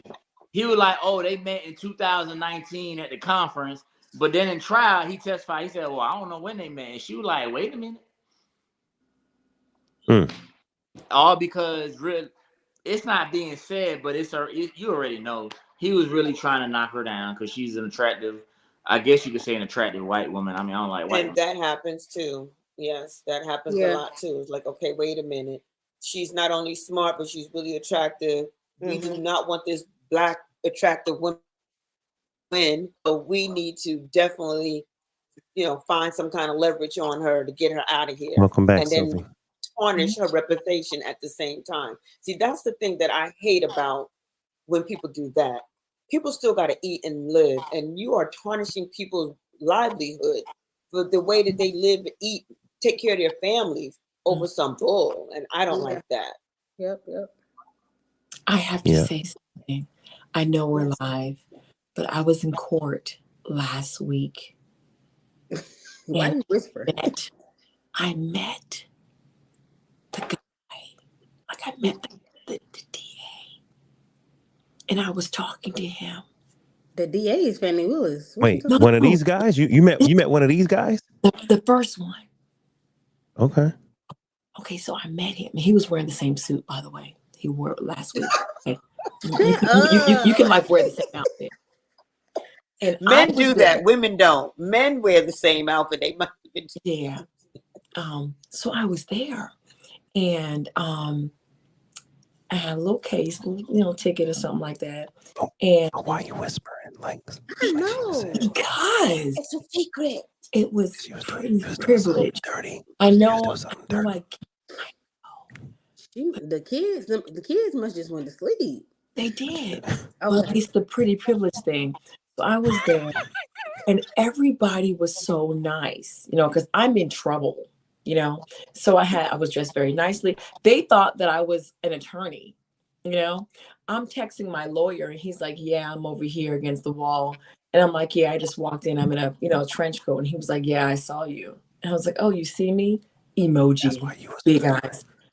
So I was like doing some flirting. So he got. That's why you were whispering, right? Yes. He got my case dismissed. So when I was waiting for like my paperwork, I met that other guy. And when he came in, they were like, "Oh, we're so happy you're here. Because you have a lot going on. So we're so thankful you're here." And I'm like, "Who is this brother?" So I'm out in the lobby and we're talking, and he's looking like I don't really want to talk to nobody. And I'm just chatting it up. I didn't even know that he was he, and then we're talking. And that's all I wanted to share, but we never had this conversation. But I feel like I mean, we didn't have it, but the whole internet just heard it. I know. I actually didn't hear it because my sound went out. Then she said, I know. Right. Like, but okay. It was definitely pretty privileged. I was dressed professionally. I was showing the silhouette. Right. Texting my attorney, and he was like, "Oh yeah, I saw you." And I was like, "I wore a trench coat. Should I take it off when I have to stand?" And he was like, "Take it off." It's like, okay. Oh, see, let's stop the conversation. Let's not go no farther before you incriminate somebody. I'm wearing clothes. I'm in court. So I took off and it was like, so when I stood up and I was like, yes, they were like, all right, so we're going to go ahead. She and paid look at God. And it was definitely, this is the other side, because I gave y'all my sob story about how, oh my gosh, they don't like me. I think I'll eat some worms. But I had to learn how to use the pretty privilege on putting them lashes on, doing what you need to do, and smiling and looking at, looking the part. And then I just so happened to meet that guy. And he was kind of, she talking to me. I ain't talking to you. So now I know why. Because like, oh my gosh, I met him. I was talking to him. Nothing inappropriate. He was like, pretty girl. Yeah. Did the pretty privilege help you get a reduced sentence or a pardon? Yeah, it got dismissed. Or not? Dismissed. But the lawyer don't dismiss it. The judge dismisses it. So the judge must have thought, he must have thought she was attractive too then. And she did. Okay. I was polished. Go ahead, Yvette. I went there and I was professional. And, I used all of that because when I was there, when I came, they were like, whose attorney are you? Like, who are you? And I was kind of like, no, I'm actually the defendant. I'm the person, And they're like, oh, okay. And everyone was very nice and very pleasant. Right. But because I had to learn, like Tay was saying, we have to learn how to play both sides. So it is, when she had mentioned, I love how you worded it, Queen. There's the basement. I heard the basement, and what was the other one? And the ceiling. And the ceiling. So there's the good side about it, and then there's the bad side. I've spent too much time, I felt like, in therapy in the basement. Like, oh my gosh, they don't like me. But like, hey, there's sometimes when you have a ticket, when you need to buy a car, when you need to girl, you better, if you don't, somebody else will. You better go ahead and, like Queen, you better flip that. So I got a question. Sophie, hold on. I got a question. Hey, Tony. Yeah. I got a question. What you back? Tone was watching who went in the game, Tone? Miami, who up? Denver Nuggets. Nuggets. All right, hey Tony. What's the score? What is the score? 48-22. Oh, damn. Oh, the game's yeah. I completely made that up. First quarter, second quarter. Oh, he just made it up. He made it up. It is halftime. Halftime. All right. Tony, what is the equivalent if women have pretty privilege, and it can be both a gift and a curse? What is the equivalent, or is there an equivalent in men? What would be a gift and a curse where sometimes it's great for a man to be put in that box, and sometimes it ain't so great? This is a good question. Let me tell you about this, okay? Mm-hmm. So there is a such thing as handsome privilege, and I think everybody knows that. And if you know how to use it to your advantage, all right, prime example.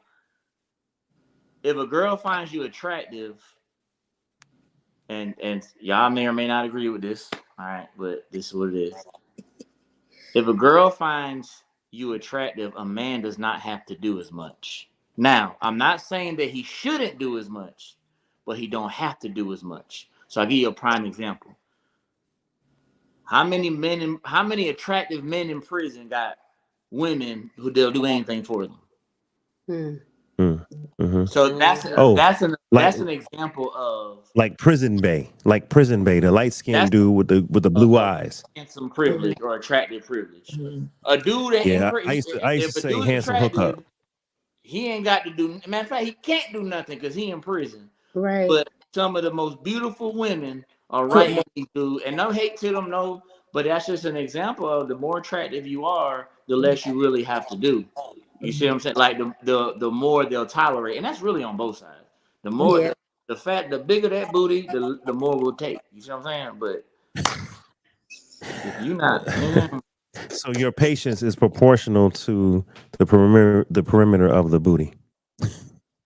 Just about the circumference. The circumference that this is why the BBLs exist.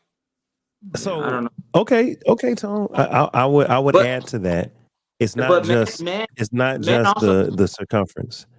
But it's the hip to waist ratio. Understand that our attractiveness is quantified differently than women, because with women it's physical.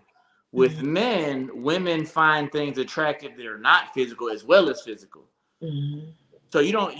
It's one thing to be handsome, but then to be handsome and charming and personable and funny and considerate and a good communicator. those are all what's called panty Communication. droppers. And Come on. so Yes. when you have those Charismatic.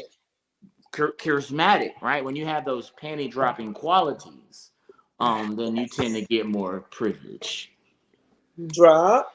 Is being funny a panty dropping quality? They say if you can, Drop. listen, if you can make them laugh, you can get the draws. It's just in the rule book. It's just is what it is. Do it one more time for me. Lord. Women tend to find men that can make them laugh attractive because they love to laugh. And if you can, it's about stimulating a woman's mind. Yeah. Mhm. And men have to Laugh them understand right be able out to of them stimulate. draws. So if you can Laugh them out stimulate of the her, draws, Tony. huh? Drop. I said laugh them right out of the draws. If they even have draws on when they see me, it's just you know what I'm saying. Sometimes they won't even wear draws, Oh, so okay. it's not that hard. But go ahead. Okay. So I agree with everything you just said. Dave, So read the chat. handsome. Look at what I put in the chat. Hold on.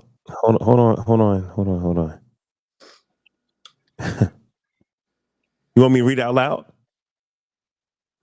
All right. Yeah, So read out loud. Lotto. Hold on. I'm gonna clean it up. Lotto has a song called BDE. All right. It's Big Dick Energy. Lotto has a song called Big Dick Energy. And Sophie basically said there's also Big D Energy, Big F Energy, Big D Energy. So let's talk about that. We're talking about boxes that people live in. Yeah. Lord have mercy. Where are we going with this tonight? Lord, I'm just trying to do a show. I'm I not missed trying the to talk prayer. about Hold on. living in the Time box. out. We need to pray again. Time I'm out. not. Before we start talking about that, can you talk about the men? Can you play the man clip about the Yes. men Yes. boxes? Yeah, Yes. definitely. It's important. Yes, I'm definitely gonna play the clip for the men. But let me give me a moment because I'm trying to get something out. So we're talking about boxes that people live in, and boxes that we put ourselves in, and boxes that society puts us in. And some of those boxes are negative. Like if you, oh man, we to get a little bit deep. I watched a near death experience video where somebody said they died and then they were in the spirit world and then they came back to life after they worked on their heart and pumped them and all that stuff and shocked them. And they said they were gone for like 20 minutes and when they came back they had been to heaven and they had a whole experience. And one particular lady said she didn't go to heaven, she was stuck in between life and death. So she saw her body on a hospital bed, but she herself was literally stuck in a box. She couldn't leave the room. She couldn't leave the area. She was trying to leave her body and go up to heaven, but she couldn't because it was like a wall. It was something blocking her, and she didn't know what it was. And the Lord spoke to her and said, "You, this wall, this prison, this box, you created it. It's your box. You created it for yourself to protect yourself from pain and to protect yourself from exposing yourself to others. And as a result, you're stuck in this spirit. You can't come up, you can't leave." And God had to talk to her and help her, realize she had to change some things about how she saw herself. And sometimes we can put ourselves in the box of depression, put ourselves in the box of frustration, put ourselves in the box of I'm not good enough, put ourselves in the box of all, you know what I'm saying? So I know we're having fun with it, and we are, but there are also other boxes. There are other boxes that just might not be the best that some of us can deal with. Hold on, you guys. Where is it? There it is. Okay, so this is the graphic from tonight. Living in boxes, and if you look at it, that looks really confining. This woman was in a cardboard box. This man was in like a concrete box. Dave, And I thought, sir, I don't yeah, think the packaging reflects the people that are the demographic on the show. We need to work on that. Tony, Okay, I'm sorry. Maybe He might maybe be. they're Puerto Rican. That's Tony, what I'm maybe they're saying. Puerto They might be Rican. Latino. We don't know this. Okay, because those kind of people aren't put in boxes, but whatever. Yeah. You know what, Tony? That's a great point. White folks don't have boxes that we know of, but you know what? If we're being fair, they probably got other boxes, whatever they are. Right. I know you playing. I know you playing. But think about it though. Huh? Oh, well, we are in boxes, Sophie. It's Yeah, we not are. the boxes that. Oh, I did it. Okay. Right. It's not the boxes that we're in here, but it's still boxes. So, anyway, we can create mental boxes, we can create spiritual boxes, we can create emotional boxes. Trauma that we've been through can create boxes. That's what I was getting at, y'all. Trauma that we've been through can create boxes. That's what I'm getting at. That's what I wrote. Your box, That's the where it box you put starts. yourself in. Say it again, Yvette. No, I said that was, remember in the beginning, the family box, and I wrote your box. That's the box that you yourself put yourself in, because we as Yeah. humans put ourselves in our own boxes as well, where we see ourselves. Sometimes you don't think you're enough. Like sometimes you're in a relationship or even at work, you never think you're enough. So because you don't feel that you're enough, you don't apply for that new position. You won't go forward because your fear was holding you back.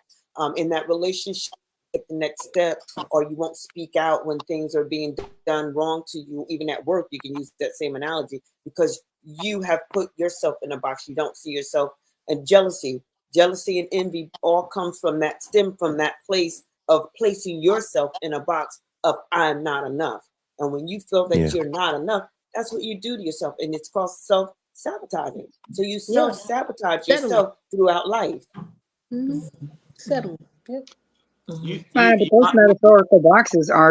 those metaphorical boxes are they begin to be produced in childhood. Those things are built around you, and you just continue to perpetuate those as you get older. You take those different ideologies, belief systems, and living and limiting understandings or beliefs, or you limit your abilities, and you build those boxes around you. So it isn't that you get to a certain space and you're like, oh, I'm so afraid I'm boxed in. No, it usually is built over time, especially throughout adolescence, which is, what is it, 0 to 5 to 8 is where your self-esteem, the foundation of your self-esteem is built. So imagine if that's the time where the foundation of your self-esteem is being built, then after that, when you're released, you just reinforce all of these belief systems, and you create these limiting beliefs, self-fulfilling prophecies, which ultimately turn into self-sabotage. Absolutely. And there's this thing that I often say. I say we pity the child and we condemn the adult. And a lot of times I have to explain that to people. And I started saying this after all the episodes of watching Michael Jackson and all this stuff and people not understanding. And I kept saying, see, that's a prime example of what I'm saying. As a child, he didn't have a childhood. He had to be this person for all these adults making money off of him. But then as he became an adult, his mindset was still, you know what? Kids just want to be around me. And that's where his mind wanted to be. He never had a chance to be a child. So as an adult, we just seen this grown man still wanting to hang out with kids. And now we condemned him for his actions. And I say that just with everyday people. If you have issues and things that stem from your childhood that you've never dealt with as a child, as you grew, guess what? You're just a grown up in a child's body. I mean, a grown body in a child's mindset, because you're still dealing with those issues that has never been dealt with. So we pity the child, and then as an adult, you should know better. How do I know better when I've not been taught better? I've not seen better. I don't know how to get better, because you need to see an example of what better looks like in order to fix whatever that problem is. And you can't fix it if you don't have an example. So what I'm hearing is it okay for us to now step in the name of love? Because I'm still on the fence with R. Kelly. So no, too soon. No R. Kelly. You lost us. I understand Michael, but R. Kelly had some issues too.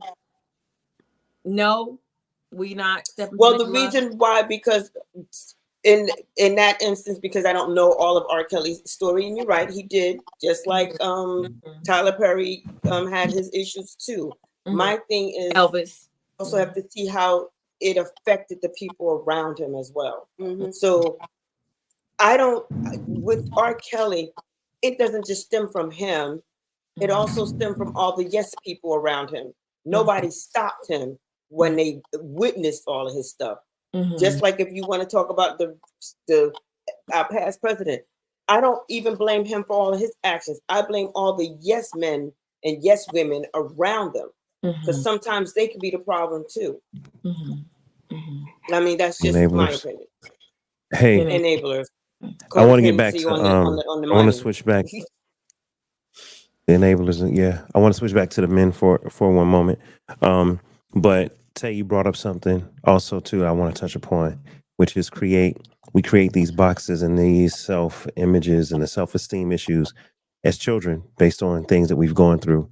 You know, how many times has a kid been told you fat, you black, you ugly, you got pimples, you got a big nose, you skinny, you ain't got no booty, you ain't got no boobs, you ain't got no muscles, you can't play football, you can't play basketball, all this stuff. Like, and even though some of that stuff could be true, right? Some of that stuff could be true. I don't mean that that's who you are. You know, your pimples don't define you. Your skinniness or your muscles even don't define you. You know, your booty or lack thereof don't define you.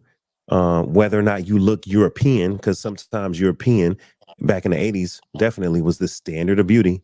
You had to look white or white passing, right? And the lighter you were, the prettier you were. And chocolate didn't get no love. You know, it was black and ugly. If you You speak, know what I'm saying? if you speak, your speak. If you speak a certain way, how you speak, if you speak white, if you speak proper, right? And in some places, hey, hood culture was celebrated. You ain't black enough. You ain't niggerish. You gotta speak hood. You ain't hard. You ain't gangster. You ain't. So we, you know, and these kids, I'm thinking about my cousin-in-law and my cousins-in-law, Destiny's cousins. I think about what they go through in school. I think about what they go through as young, you know, kids and teenagers, and then, you know, some young adults. And I just think about what I went through. You know what I mean? My nose has look, y'all. My nose been this size since I was 12. And I wasn't always 6'2". You know what I'm saying? When I was 5'7", this nose was probably this big. And my face hadn't caught up yet. So Wait a second, Dave. You're healed from this, right? Because I don't. No, I'm healed. No, I ain't worried about. Listen, I love my nose. Listen, I got that strong nose. I got that strong black man. I got that strong nose. It look like I'm always smelling spices, or like I'm always riled up, or I'm invigorated. Yeah, I like that. I'm proud of my nose. That's right. Okay. I love it. When you said, but they tried to mess with me when I was younger. You 12. had when you were how old? 12. Sophie, whatever you've been sipping. Yeah, she held it hard, ain't she? You know what it is? I thought it was pink whiskey, and it's actually Don't show the bottle. Whitney. Don't show the bottle. Oh, don't show the bottle. Okay. Yeah, but what is pink? What is Pink Whitney? Is it a mixed drink? Is it a? It's New Amps. Dave, tell me what it smells like. It smells like lemonade. No, let Dave smell it. No, he wanted me. Tony, you stupid. Hold it up to the square. Hold it up to the Dave, square. he got a nose. Get a whiff of that. Dave got a nose for that kind of stuff. He'll tell you all the ingredients in that damn bottle. I'm telling you. He said Pink about Whitney. 2% corn, 10% alcohol, 14% Pink Whitney. You got it, Dave? I got it. Sophie. Okay. So yeah, Sophie. First of all, don't put the y'all breaking all the dang on rules. I didn't show the label. I just put the whole. I put it the don't whole. matter. There it is. It's just the whole. You know what? That's a box. The alcohol box. That is a box. 2% corn syrup. That's that corn liquor. This thing is 30% alcohol by volume. Yes, that means it's 60 proof. Yeah. I did not know this. Wow. Hey, I Sophie, was can like, you Feeling can you real put the good over alcohol there, bottle Sophie. down? yes, it's Thank empty. you, Sophie. And it's empty. You feel good. It's empty. I'm Yeah. not Sophie. Let's not quantify whether that bottle was full or not when the show started. Let's not quantify. Let's just He did not don't tell use us that. nothing. Oh, I would be a mess.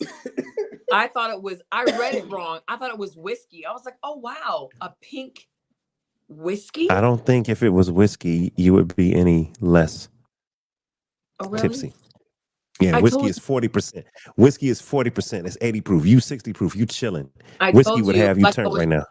where I was like freezing, but I was a virgin to like smoking, vaping, hookah, and I had like a year where I was like, let's just try it. Let's just try and think out the box and not be so limited to like how you were raised. Try it. Religious backgrounds, drinking. In my religion, no drinking, no smoking, no pork. I still don't do pork. No tattoos. No. So I was Right. like, let me try all these things. You know And what?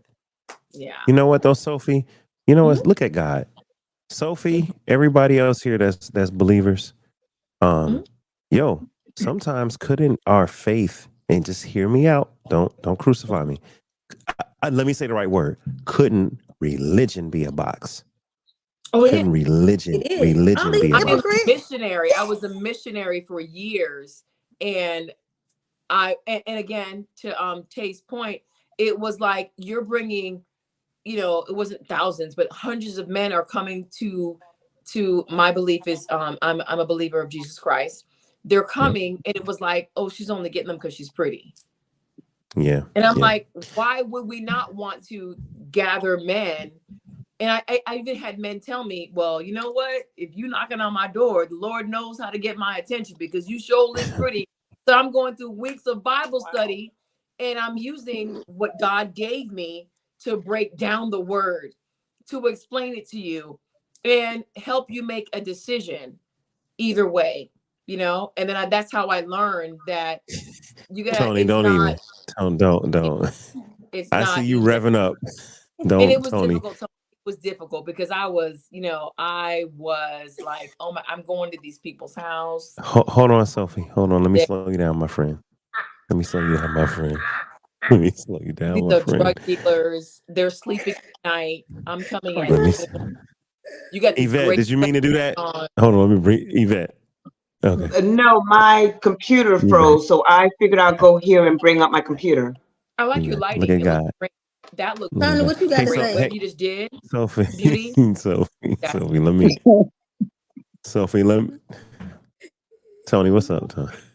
No, I was just listening. That's I knew there was an increase in Jehovah Witnesses during that time period. I see why. I'm not. It was 70 minutes, 7 and minutes. I just had to Okay. learn.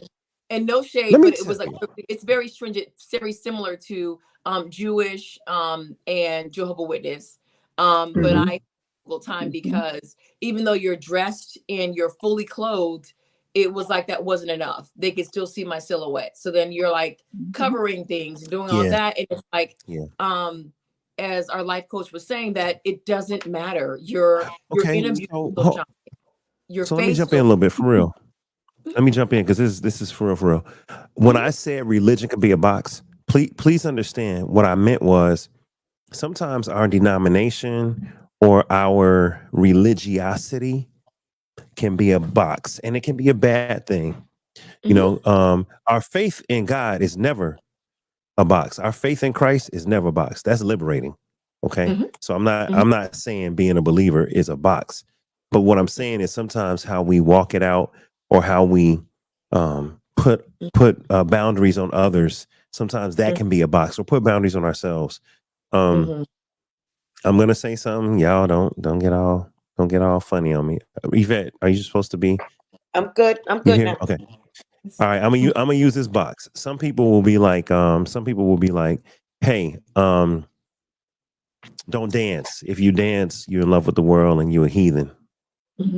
Other people will say, no, David danced before the ark of the Lord, and he danced, worshiping the Lord. So if you change your dance partner, don't dance with the devil, dance with God. You see what I'm saying? So you have those, and I can go farther, But and some people will say, hey, if you don't worship on Saturday, which is the actual Sabbath, you're wrong. And other people say, no, our Lord rose on the first day, which is Sunday. So therefore, I'm worshiping on Sunday.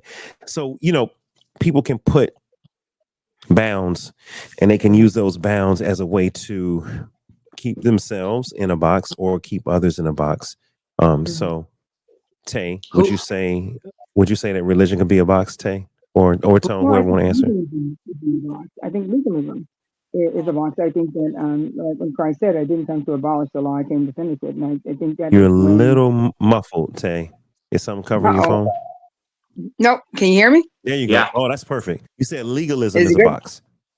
Well, I think that legalism can be a box. I think that, like when Christ said, "I didn't come to abolish the law; I came to finish it." I think that when people are trying to follow certain religions, take it to the nth degree, where you get into this crux of religion, where you say, if you don't follow every single commandment, all 613 of them, you're going to hell. And Christ himself says that it's impossible, and if you break one, you may as well broke them all. And therefore, yeah, absolutely, and therefore you're boxing yourself into a space where even grace is of no effect for you. And therefore we're walking that line where you are boxing yourself into a space where even the ultimate sacrifice of God shed, Isn't enough. Christ shed blood isn't enough for you. Right, because you got to live by the law. And then you have the other extreme, which is because grace is abundant and God's grace is amazing, I could sin 10 times, 10,000 times, and don't matter because, no matter what I do, God's going to forgive me. So it's two extremes. It's way, so I just wanted to bring that up because listen, y'all, we are talking about boxes. We are talking about boxes. And hey, Tony, I know it's late. Everybody in Atlanta, I know it's late. I don't want y'all to leave. So I know Sheena, I know it's super late. It's 11:30 out there. 11:50. Oh shoot. Okay. So Sheena, this is what I'm gonna do. I'm gonna do my little 17-second station identification and kind of reset the room, and I'm going straight into the man's clip so we can talk about that before you go. Don't leave. Yeah, because I'm right behind her. Yeah, we all let me say this together in the box, over here and over there. We all finna. Okay, so Sophie, let's but I just. do have a strong message to close out with. But go ahead and station identification. You do? Okay, cool. Well, let me say this one last thing since we never talked about this. Hey, you know how I like introduce y'all, and I say, hey, Tony, welcome, and I do the, hey, y'all, welcome to the stage, welcome back. I ain't seen you in a week. Why y'all be leaving my house without saying goodbye? Y'all just be like, bye, out. I'd be like, okay, y'all, we're gonna have a 17-second, and then y'all just gone. Yeah, yo, just say nothing. By the time they get back to us, another 12 minutes done ran by. We ain't got time for that. Exactly, because you don't know how to cut it. When you be like, okay, just right now, you said I'm gonna go to the station break. You just took another 5 minutes of our time just to say what you want to say right now. Okay. What else? What else y'all want to say? We love you, Dave. All right, y'all. We're gonna take this quick break.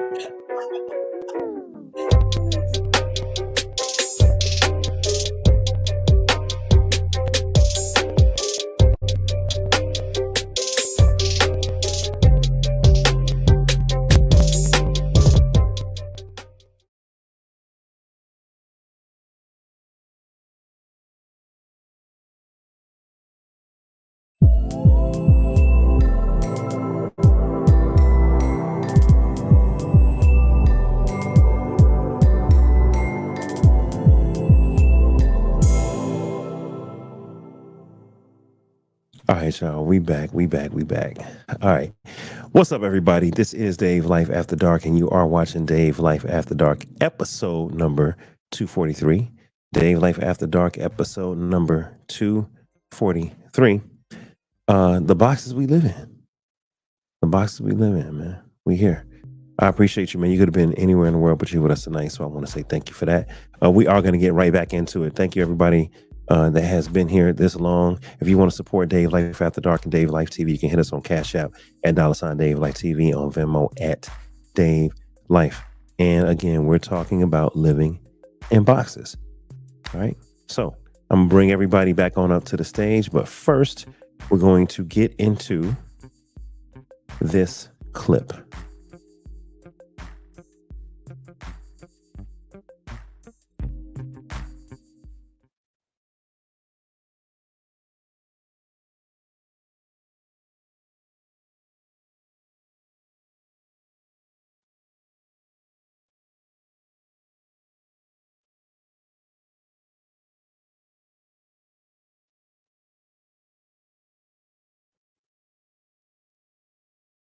And most men will only experience unconditional love from their mothers, and some of us don't even get that.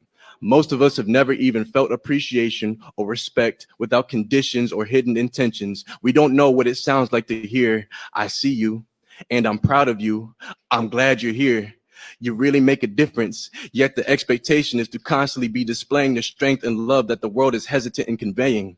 We're expected to have a thick skin, but get judged if it turns to a hard shell. The first step in being a man is ignoring the hunger. Because yes, boy, you're going to be starving. Starved of attention, starved of affirmation, starved of love, starved of being told that you are enough. Step 2 in being a man is comfortability with replaceability. You are only as good as you are useful. You are only as valuable as you are needed by others. Should there ever come a day, boy, where you fail to provide everybody with a smiling face, then do not be surprised when they say all men do is take up space. Most men will only experience unconditional love from their mothers, and some of us don't even get that.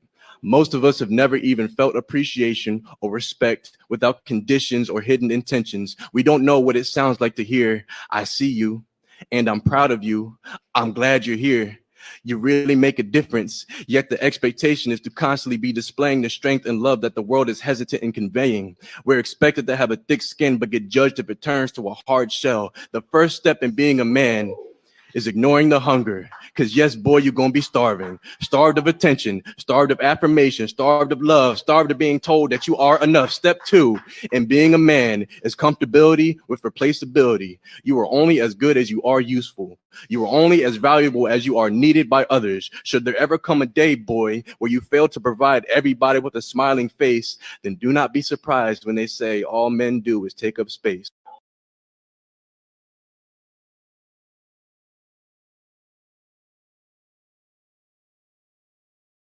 All right. Come on back, everybody. Come on back. So we're talking about the boxes that we live in. The boxes that we live in, and I do see some people that's trying to get to the stage. So I sent the link. Come on back, everybody. All right, the boxes that we live in, and in that clip, there was a man speaking on the boxes that men live in, and how you're only as good as what you can provide. So, Tony, talk to me. What do you think, man? Do you feel like that's a real thing, that sometimes men live in the box of provision or the box of finances, like the box of maybe even it's protection? I'm throwing stuff out there, but what is it? What is a box that men primarily live in? As I bring to the stage, Sean, where you at, Sean? What's up, Sean? Hey. Hey. So, Sean, I'm gonna let Tony answer that, but turn your phone landscape horizontal for me. All right. Go ahead, Tone. What box do men live in? So Dave, I can talk about this for another hour, but I'm gonna put it like this: the Bible say, "Man don't work, man don't eat." It don't say woman don't work, man don't eat. And the truth is, a man's value in society comes in his ability to get things done. That's it. If you can't provide and protect, then you have no value in society. That's how society looks, and that's just the reality of it. But I will also say this: they thought David was just a shepherd boy, and that he would never slay Goliath. They didn't see his potential in what he can do, and he went on to be king. But no one's seen that because God put the vision in David. He didn't put the vision in them. So I close out by saying, don't worry about what other people think. Worry about your purpose. Worry about the impact and the legacy you leave when you gone and dead. Mhm. And so it doesn't matter what people think. It matters on what you want to do in life. What is your purpose? And what is your destiny? What is your King David? All right, now, hey man, you in my wheelhouse. You talking about King David? Let me tell you something. Because David. Let me just say this about David. All right, David, King David, was the youngest of Jesse's children. Right? Wasn't it Jesse? Jesse was. Yeah, it was Obed. It was Boaz, Obed, Jesse, David. All right, so Jesse was his dad. He was the youngest of Jesse's children. And when Israel begged for a king, God said, "Okay, you don't want me to be your king. Okay, I'll give you a king." And they said, "We want Samuel because Samuel's tall. He's of big stature." And so God said, "Okay, I'll give you Samuel." He did that. But then when Samuel began to go left and everything, I said Samuel. I'm sorry, Saul. It was Saul. Samuel was a prophet. So they said we want Saul.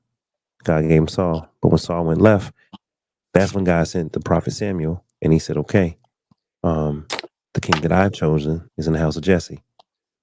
And he went and got all Jesse's kids, the older ones. And they said, that's him. They said, no, that ain't him. Yeah. They said, And no, so that ain't. finally Samuel said, "Hey, is this all your kids, man?" And Jesse said, "Oh, wait. I mean, there's one more. It's David. He's just a shepherd boy. He's a shepherd boy. He tending the sheep right now. He's a ruddy youth." It said that David was multi-breasted. It said multi-breasted meant he was multi-talented. David was skilled. Oh. All right. He was tending to the sheep. He was about his father's business. He was a ruddy youth. And it says, and the Lord was with him. So we, like you said, Tony, we be forgetting sometimes, man, God will take the smallest person, the ugliest person, the most insignificant person, look, they even said that Jesus himself was not an attractive person. He said he was not comely. He was not comely. He was not anything to look upon. We got to go back and read our Bibles. But look, I'm not trying to preach, and I'm not trying to take us there. But I just want to make the point that you made a great point that God picks by the heart, not by the appearance. He does not call the qualified. He qualifies the call. Boy, you've been in church. And he's calling me to bed. Have a great night. It was a great time. Are you I pouring did water not on know yourself? that King David had double What are breasts. you I thought he was doing? What transgender God? at one What? point. Are you baptizing yourself live? Y'all don't preach the word. Come on now. All right now. And listen, we didn't have a baptism Good on night, Dave Life y'all. Doing a After Dark. baptism live. Swear. Okay. Make me lose my. Oh, come on And I didn't come even know that he on, had. Destiny. I didn't even know he Oh had my multiple God. breasts. To be Oh, honest. I ain't got no more water. Come Good on. night. Hold on. Hey, Sophie. It's No, a don't wrap leave yet. right Don't leave here. that shit. Make me Sophie. lose my breath. I ain't got no more water. Sophie, I had to do. Hold on, Tom. She's celebrating. She's celebrating because Destiny, Give her a moment. Give her her moment. has a David. I guess Sophie's looking for David, her David, not me, but her spiritual David. Some women want a spiritual Boaz. Some women want a spiritual David. Some women want a spiritual Moses. Okay. So hey, Sophie, don't make that face. She mad at me. But Queen was I'm gonna let supposed you to go. speak. You told her you said Queen could speak when she came. When you came back. I was just Go ahead, saying good Sheena. night. I ain't got nothing to say. Sophie, come on back. Sophie, you mad at me? I'm not mad. Okay. Hey, Sheena, go ahead and finish I'm talking and close about out. the Jesus in both of y'all. It has I love it. nothing to do with y'all. Both of y'all don't preach the word because it is all due respect to your relationships, but that is a word, and I picked up on it, and I appreciate that, Sophie. I just never saw nobody. word. I just never saw nobody baptize themselves. It's late over here in Atlanta. That's a word. Make me lose my And breath. then see, don't Put associate some holy Tyler with water on baptism. herself. Holy water. I don't think Tyler was talking about baptism wetness. So let's not. No, it's not about that. It's about the water, the Holy Spirit, the refreshing, the anointing. I mean, where can I cash at my tithes and offering? I mean, between Deacon Dave Life Tony, TV. yeah, It's down. It's scrolling right below. hello You can Instagram, support $sign hello Dave Life Twitter, Subscribe TV. to hello Cash Twitter. App, I mean, y'all Dave better Life go ahead and TV. cash app Tony Love. I mean, y'all better get on it. I mean, make me lose my breath. Oh Come on my now, y'all gosh. preaching a Good word night. in the Good night. name. Hold on. In the Hey, Queen name. Sheen. You know what, Sophie? I'll mute myself. Hey, listen, real quick, I got to go. But if you're in Atlanta, I'll be at the Atlanta Comedy Theater Friday, tomorrow, 7 p.m. Y'all come holler at me. Other than that, it's 12 o'clock. Oh, are you gonna let me in so I can use my pretty privilege? Absolutely not. Okay, 7 p.m. No, she's not. Come on, Tony, as a lifer. We got you, man. Y'all come on down, man. We're gonna do that thing. Hey, I Let's go, appreciate you having me. Hey, Dave, I appreciate you Atlanta. having me, man. Okay, call me. Oh, are we back? Are we back? What? Yeah, we back. Tone, we back. Tone just Tone lost Tone. ain't He left. bounced. Hold on. All right, Hey, hey, so Tony. all right, I see you, Sophie. Have a good Yeah, show. Tony. Just logging off without saying goodnight. I mean, it has No, you been. know what happened? Everybody started glitching. Like everybody was circling. Oh, okay. See, that's the Lord. That's the Lord. Yeah, that's the He Lord. stopped all Blessing that. hot. A word. Block He him Now out. Sleep. He stopped all that.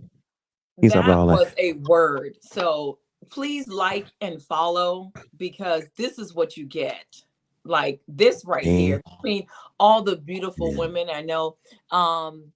Miss Shane hasn't been able to speak, but the way she's twirling her hair, she is filled. Sean, we missing hey Sean, welcome to the stage. I think it's a misspelling. We're missing the R, right? Yeah. Hold on, I'm gonna add it. I added it. Boom. All right. Hey Sean, welcome to the stage. Let me where you at? There you go. All right. So ladies and gentlemen, this is my friend Sean. I was calling Sean. What was I calling you? Shani? I was messing your name up. I was butchering you for 2 years and you never said nothing. I butchered your name for 2 years. Good night, Sophie. Are you staying or are you leaving? All right, thank you, Sophie. Good night. Thank you, Queen all. Sheen, thank you for showing up. Good night, Queen Sheen. All right. Tay Rob, you staying or you leaving? Okay. Y'all just stay for a moment. We're not gonna stay too long. Sean, welcome to the stage. This is my friend from New Zealand. And by way of which country in Africa? Dave. What? I'm originally from Rwanda. Rwanda, that's right. Hey, I like to shout out the roots, man. I like to know where we from. I have a friend from Kenya. Okay. Yeah. Sweet. All right, so Sean, I don't know if you saw, but the episode tonight is called Boxes We Live In, Living in Boxes, talking about the mental boxes, the emotional boxes, the physical boxes. You missed a lot, but we talked about how some women live in the box of being pretty. And the box of being pretty can be good. It can give you privilege, but it can also be bad because some men may only see you as a pretty face. They may not take you seriously in your field of knowledge. Some men may only want to try to have sex with you and they don't even think about you as a person. They just trying to smash. We talked about the box of anxiety, self-esteem, depression. And then we just got into, for men, the box is provision. You're only as good as what you can provide. You're only as good as your wallet. I once told somebody I'm more than a pair of square shoulders and a dick. Forgive my language. I'm like, look, I'm not just somebody that's going to lift something. Somebody's going to smash and somebody's going to pay for something. So, men get put in these boxes too.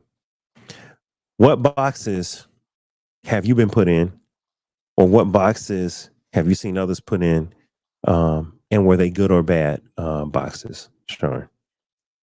I think from experience, the boxes that I have been put in, I've been a front line woman, and so being short pretty, when you're in the front line, they think it's you're good for the back doors. So everyone who work with you, they're trying to put in that box of just a pretty face that you don't know anything. They can take advantage of you because they think you're just a pretty face because you're front line. But I think the challenge is the society is put a lot of stress and demands and expectation on us, Yeah. men, women. All of us are kind of suffering the same fate, I feel. Mm. And so I think it's like finding where you fit in, because the boxes, I feel it's the generation where those boxes are going to always be there. The expectation is there, so the box is going to be there. If you know what I mean. I find like if you're my son, like for example, I've got a son who's he's teen and he's about 6 foot. When he's walking on the street, people are turning around and so he's fitting that box because he's a black male, tall and got a hoodie on. It's already alert, so it's that box of he's black, he's got a hoodie, what is next? So it is unfortunate that we human beings are creating those boxes. We are creating those boxes. The community, because we are the community. So yeah, I hope that we find our way individually to, out of that little box, and you can't find your way to the people where people accept you, value you for who you are, not for what you can give and cannot give, and what you look like, and your height, yeah. yeah. Did you find that there was a box you were put in moving to New Zealand? Are there boxes in New Zealand in society? A lot. There's one question always been asked to me, like, how did you come to New Zealand? And be like, oh, I came in a container.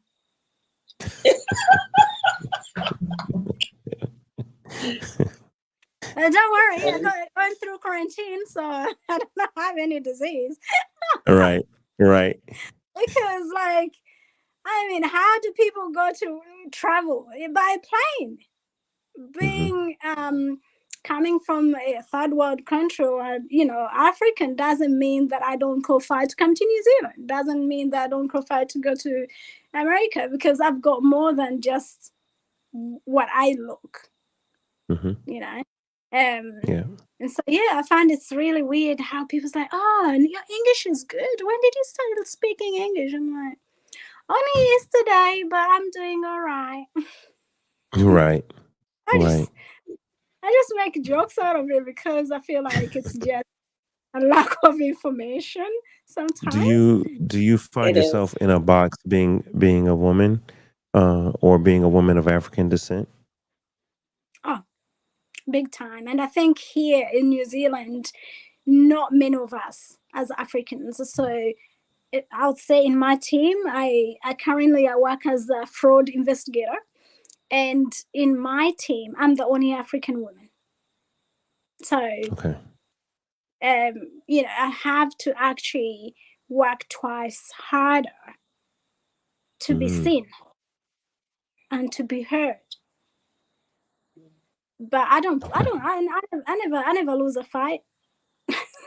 So I always have to speak louder if I feel like I'm not being heard, not aggressively. So they're like, oh no, but I'll be like, politely, I'll put my message across. But I find that there's a lot of that, being an African woman, and I work with this 99.9 is male. So when you're out in the community, they want you to be the one stay in a car. You know, they want you to be the one doing the log, even it's your case. They want, they want to be the one to be on the front, like as if you don't know what you're doing. Oh. Can you hear me, Jeff? I can hear you. It seems like the bottom two are froze. Oh, there we go. There you go, David. Dave, you've gone funny.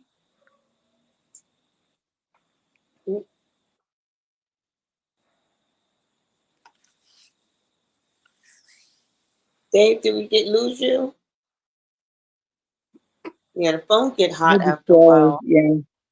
He's gone to sleep. But he still got us on. And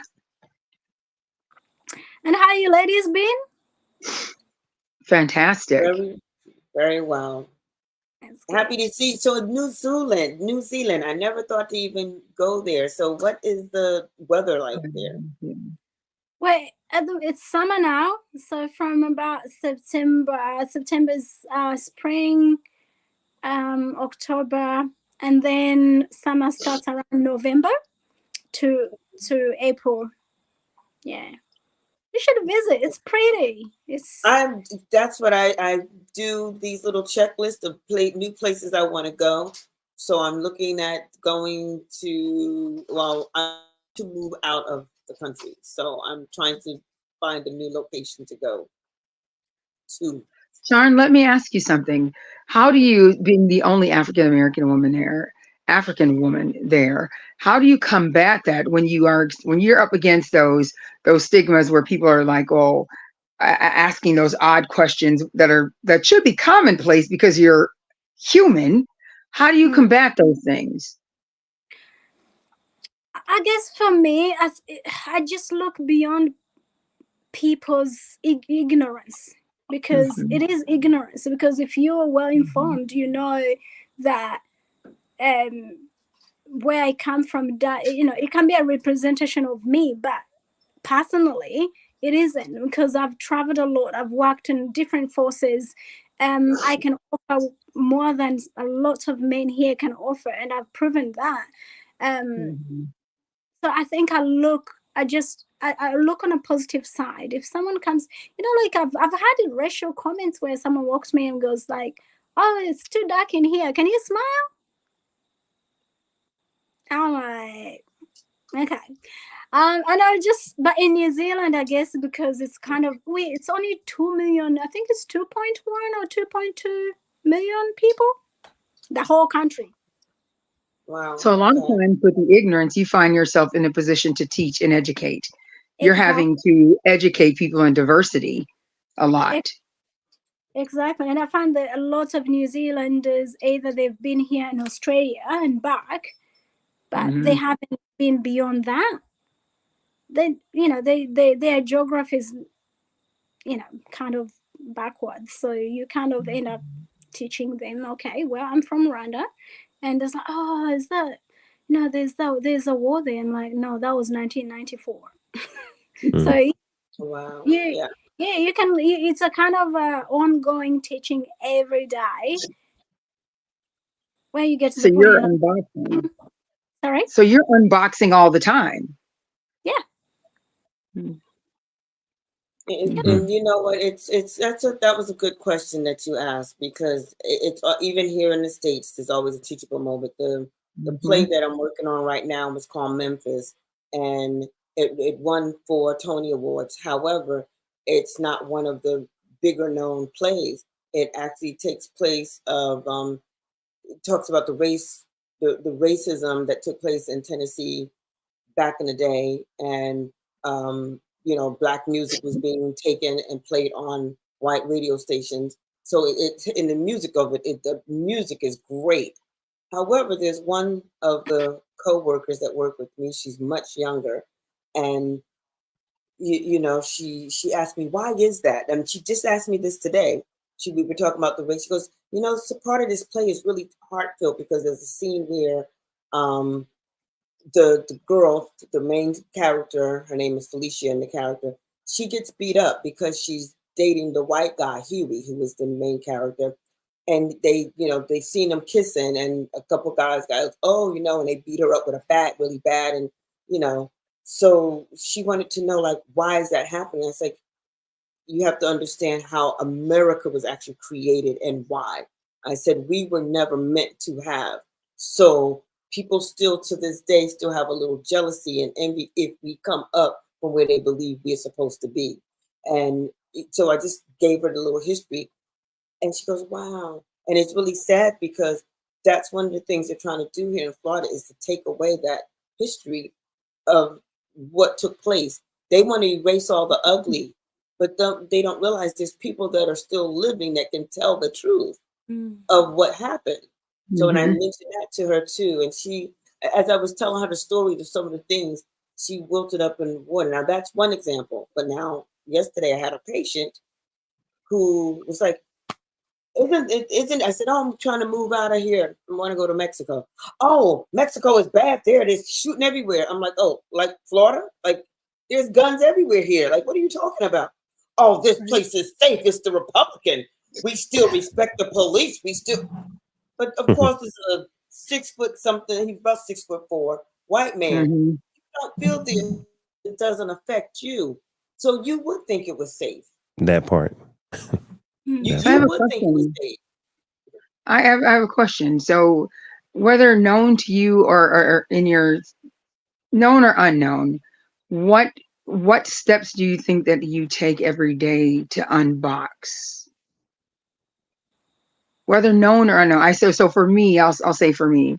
For me, in the work that I do, I've been in social work and social services for 31 years, and so I know that some of the steps that I take, sometimes known and unknown to myself, to unbox is to provide that racial, that the blurring of that racial line, meaning to teach that diversity when people are coming into my office and they have that presumption that the only people who need help are Black when the majority of my clients are white, or that there are these stigmas that are attached to Black clients that truly are across the line. And so one of the ways that I unbox is at every given opportunity, I re-educate individuals, not just in my clientele, but in my field, about what it really looks like on this end to provide services. One of the boxes is two boxes that I can think of for me. One of the boxes that I deal with, even as a 50-year-old man in corporate America making six figures, I still deal with people being scared of me because I'm tall, big, and Black. I'm 6'2", and right now I'm about 270, right? And I'm not a small guy. And I guess you get in the elevator, it's a bunch of, shorter ladies that are not Black, they're not comfortable around Black men. They're not comfortable around Black people. And you can tell because you get in the elevator and here's how you really could tell. You get in the elevator or you walking up and they won't look at you. And it's not that I'm looking at someone or I'm trying to make eye contact or I'm even looking for acknowledgement. You just get in an elevator full of coworkers or full of people that live near you. Hey, how y'all doing? Yeah. I'm 50. I'm a gray beard. Now, granted, I might rock a hat at times. So maybe to them, the hat makes me a criminal. To some people, urban wear, urban, you got on some Nikes, you got on your hat backwards, you know what I'm saying? But it don't matter. I could have on, well, I'd take that back because, if you do have on a button down and some slacks and some hard bottoms, you might get a different response. But I don't walk around all the time in hard bottoms, and I shouldn't have to have on wingtip shoes and a button down to prove to you that I'm not going to rob you. You know what I mean? But that's something that I can never forget. I'm a Black man And America has fear of black men. I'll give you an example.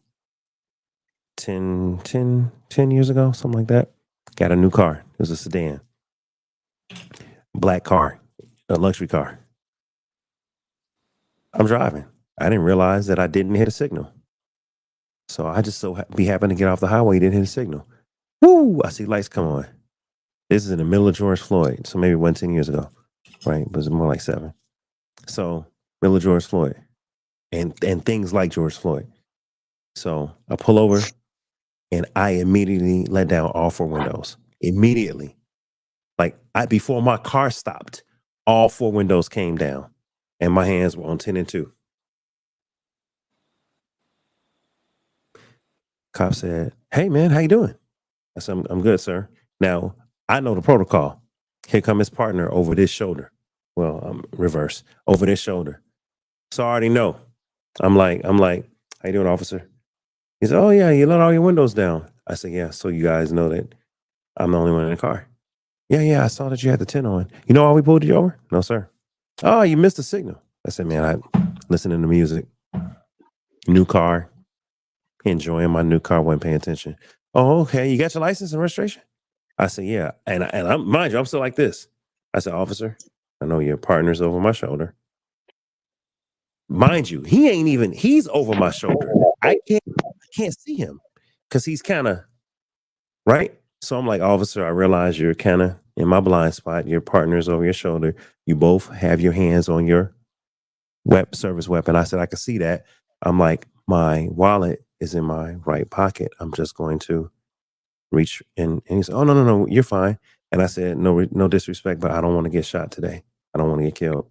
He said, "No, man, we're not going to shoot you." I said, "All right, well, I'm going to get my wallet." Got my wallet. Going to get my registration. Got my registration. Gave it to him. Kept putting my hands right back on 10 and 2. And I'm very aware, Tay, and all the ladies on the panel, that it ain't time to argue about the box.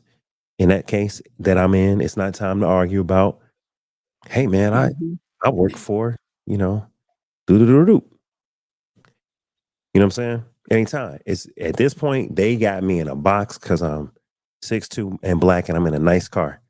And I got my hat backwards. They don't know who I am. You know what I'm saying? So I am very aware of the box of being a black man in America.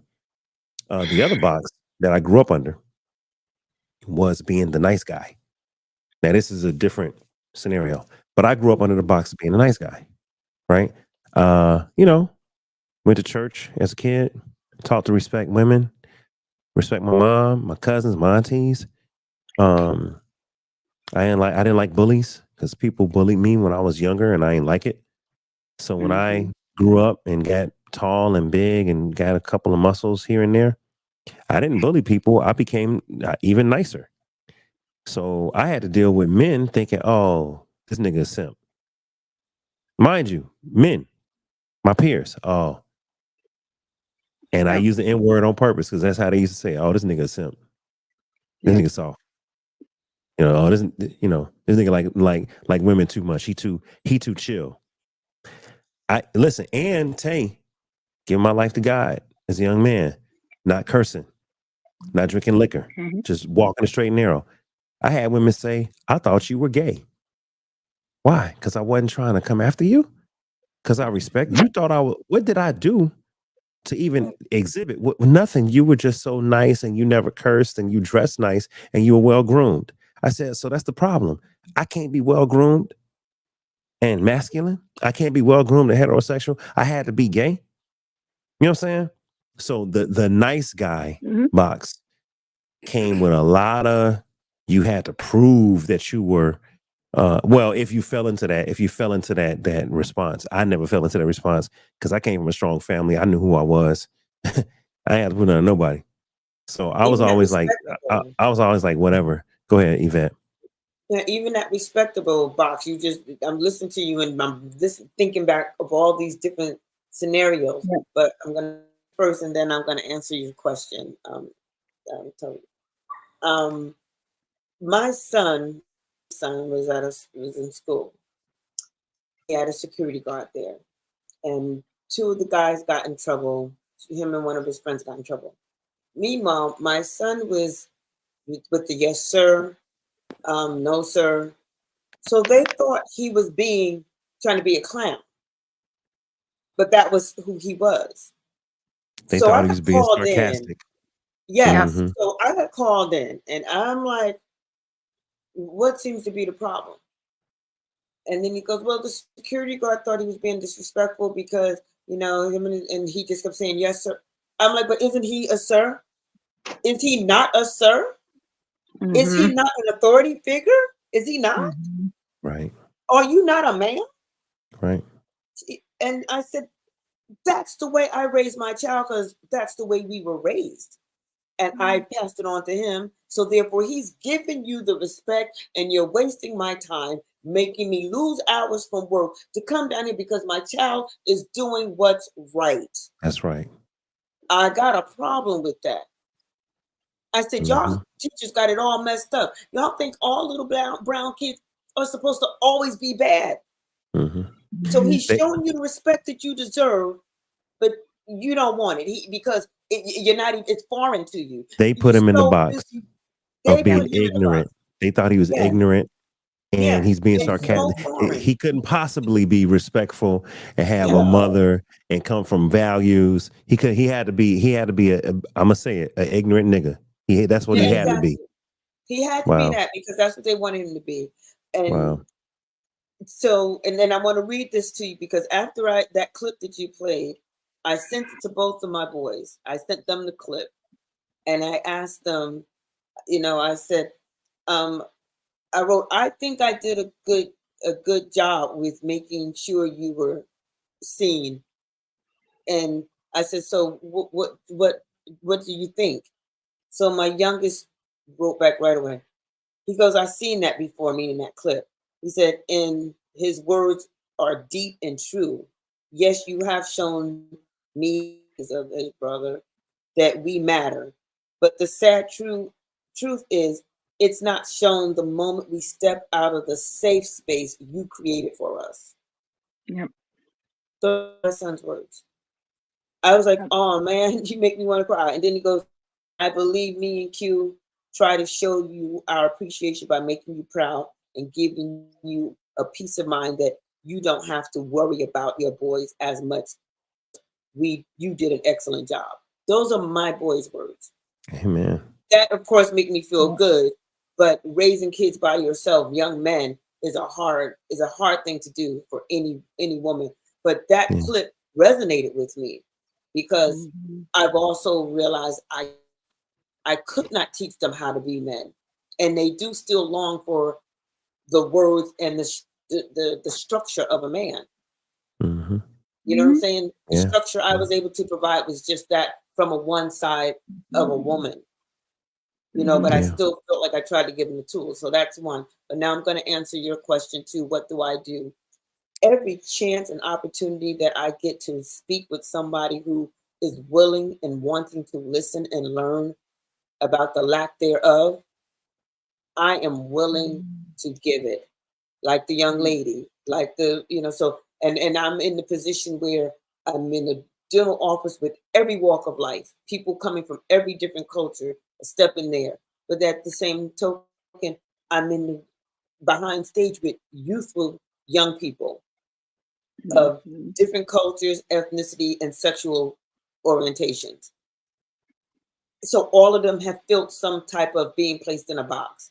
I have one Mm-hmm. that considered herself non-binary, which was a new thing to me. I said she was like, no, don't call me that. I'm non-binary and da da da da. And I'm like, but now you're going to change the world, but I'm Yeah. respecting what she wants to be.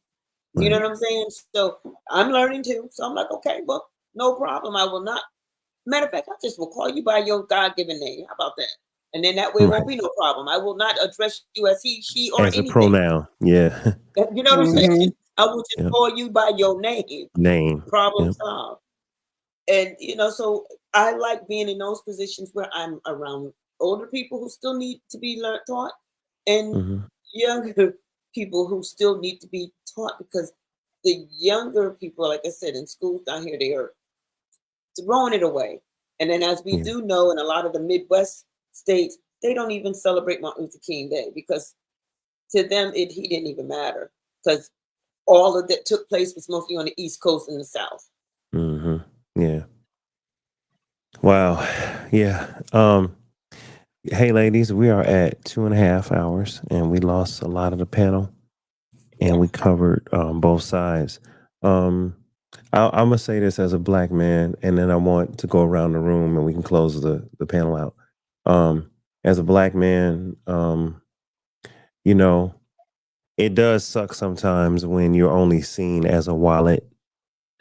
You know, when you're only seen as what you can provide. They don't really care about who you are or what you're going through. That's just like in high school, you had to be popular, and if you weren't per se popular as a man, you had to be, buff, or extremely handsome. And like I said, if you weren't quite there yet, you hadn't grown into your nose, you didn't have the money to go get a haircut, or you weren't cleaning up your beard or whatever you was doing in high school. If you didn't fit in, man, if you didn't fit in, you could really feel as an outcast, and I happen to have a strong family where this is what I tell people. I'm gonna put myself on the solo screen just for a second like that. Man, I tell people when I was in Chicago, right? When I was coming up, a lot of people in the neighborhood, a lot of people at school would rank on you, joan on you, tease you. And back in the late 70s, early 80s, it was negative stuff like Blackie, Darky, Tar Baby, Sambo, Coon, anything related to being black, right? It was just, they would come at you. So if I listened to public school system and the black kids that look like me, I was ugly, I was a Coon, I was a Sambo, I was a Tar Baby, I was Jigaboo, all that. But when I went home, my mom, my aunts, my cousins, all my female cousins, all my aunts, my mom, my grandmother, and of course, my dad and my uncles and them. But I'm talking about the ladies. The ladies be like, "Ooh, look at my little nephew. Look at my little handsome cousin. Look at my chocolate drop. David gonna be a lady killer. Y'all see them? Y'all see that curly hair? Look at him. The black James Bond. The do. So I got that at home, but in the streets, I got nothing but negativity. If I listened to the streets, I would have poor self-esteem. I wouldn't believe in myself. I wouldn't trust God's blessing or any talent that He might have. I wouldn't trust. It would hinder me. But I had people at home that reinforced me. I had black women at home that reinforced me. This is why I love black women to this day. I don't hate black women like some black men do. I don't have an issue. I don't have an issue dealing with, loving, marrying, arguing with, making up, whatever the whole cycle of life. I want to do that with a black woman because black women raised me right and made me feel valued when I was a kid. But if I listened to the streets, I didn't get that. So we can't listen to the school system, the streets, social media. We can't listen to the people that want to bully you. We got to listen to the people that's pouring into us. And black men need that. What that brother was saying was basically, I don't want to just be a pair of shoulders. You only need me when you need protection. I don't want to just be a wallet. You only need me when you need finances. I don't, and even though we love, women wanting us, I don't want to just be a pair of square shoulders and a penis. I don't want to just be a piece of meat. Although we do like that. That ain't the only thing. There's more to us. And I just want to say that black men need, and I know that black women already do. All of y'all are good black women. I get it. But black men definitely need to be poured into. And the black men that are out there that turn away and then go somewhere else, I say come back home because ain't no place better than being with a black woman and letting her pour into you and letting her build you up.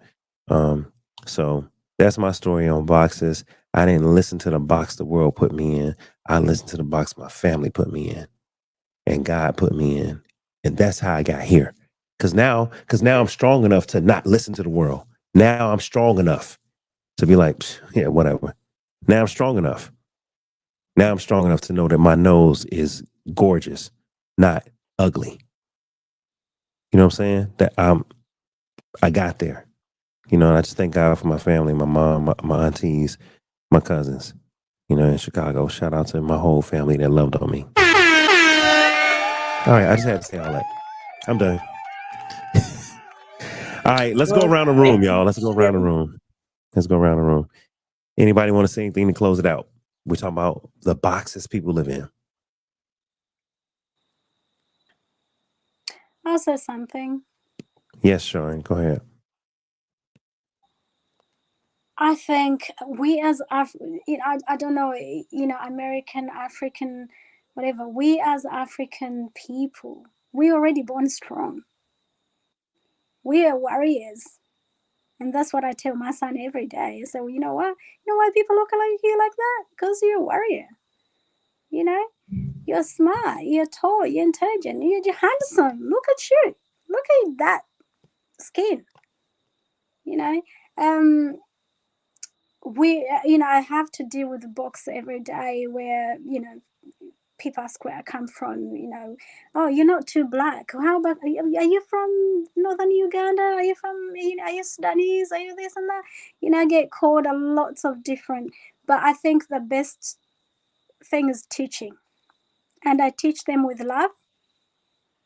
I will teach them how to pronounce my name. I'll teach them how to say hello in my language. I even created a customer work where I say, hey, it's African Day. I'll cook something that is African. I'll bring it at work.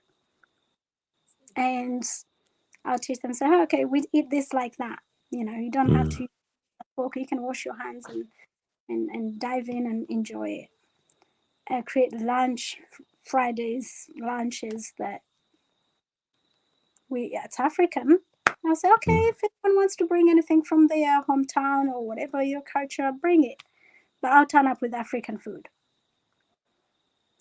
And I have no problem teaching them with love. Okay, this is how I make it. Or invite them, some people in my house. Okay, Saturday I'm cooking. If you want to come around, we have food on the table and it's going to be African style. There's no forks. So they get to know me. They get to know where I come from. It's beyond this. I'm a human being regardless of being black, short, doesn't matter. My skin color, my accent. I'm a human being. You're a human being. We both breed. Like when they cut us, we're gonna breed blood. Right? Simple.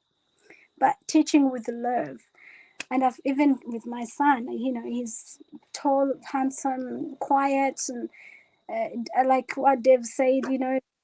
Boys will pick on him if he's gay. He's been raised by a woman. And I come from a military background, so he's respectful. He opened doors for women. He gives people seat. And so people would just be looking and shoulder him like that, like.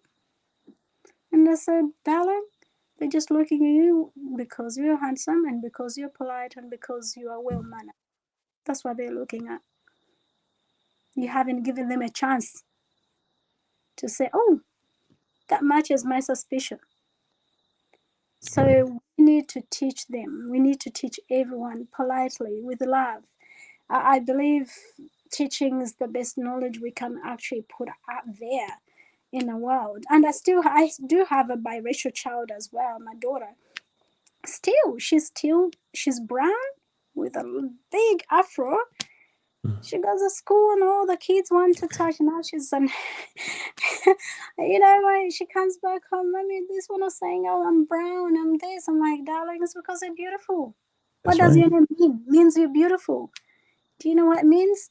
You're just a beautiful flower among the thorn. So you're going to have to learn how to respond this way, not with the negativity. So teaching people who we are, because we're already there. We are warriors. We're born warriors. That's what I know. That's what I feel. When I walk through that door, there's 10 men sitting there. There's my seat. Mm-hmm. And I'm going to claim it with love. Hold on. Just, look, Okay. take me off. Yep. Okay. Oh, something happened. Okay. Something happened. All right. Yeah, that's me. So, Tay. Okay. Well, I appreciate that, Sharon. Thank you for sharing that. And I'm sure your daughter's hair is gorgeous with her afro. And I'm sure your son is very respectful. Your sons are very respectful, and that's how it should be. You know what I mean? We have to grow up and understand what our parents are teaching us. You know, sometimes as kids we don't get it. Yvette, you ready to come back? What happened, Yvette?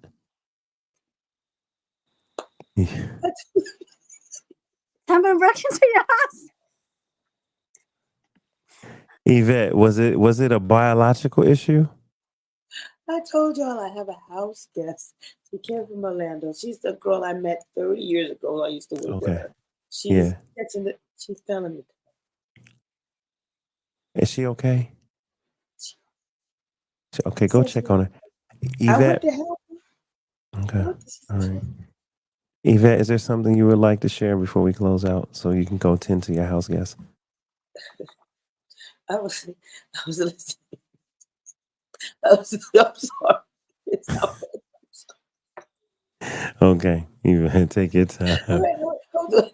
I was listening to everything that you said about the boxes, but I think sometimes us also as Black people need to have a little empathy when we are meeting other people of other cultures and other demographics, because sometimes they are not privy to even meeting someone that look like us too. You got to remember, everywhere is not populated with Black folks, just like everywhere ain't populated with white folks. I mean, well, they are everywhere, but you know what I mean, in certain neighborhoods. So all they have to go by is what they see on TV or what they hear in the media, or and all this new internet stuff. So therefore, it's usually mostly negative that they hear, so they don't really get to see the good. They only see us as sports people or entertainers when we're so much more. So when you get that opportunity to say, hey, look, I do this and I do that, and Dave, what you were saying, the most feared person here in America is an educated Black man, as we know. Yep. So that's a tough place to be, because they know what to do with the ones that don't think. They know what to do with them, but the ones that know how to think, that's a powerful person. What do we do with that? And he's not in that box that we want him to be in. Like, what are we going to do with that?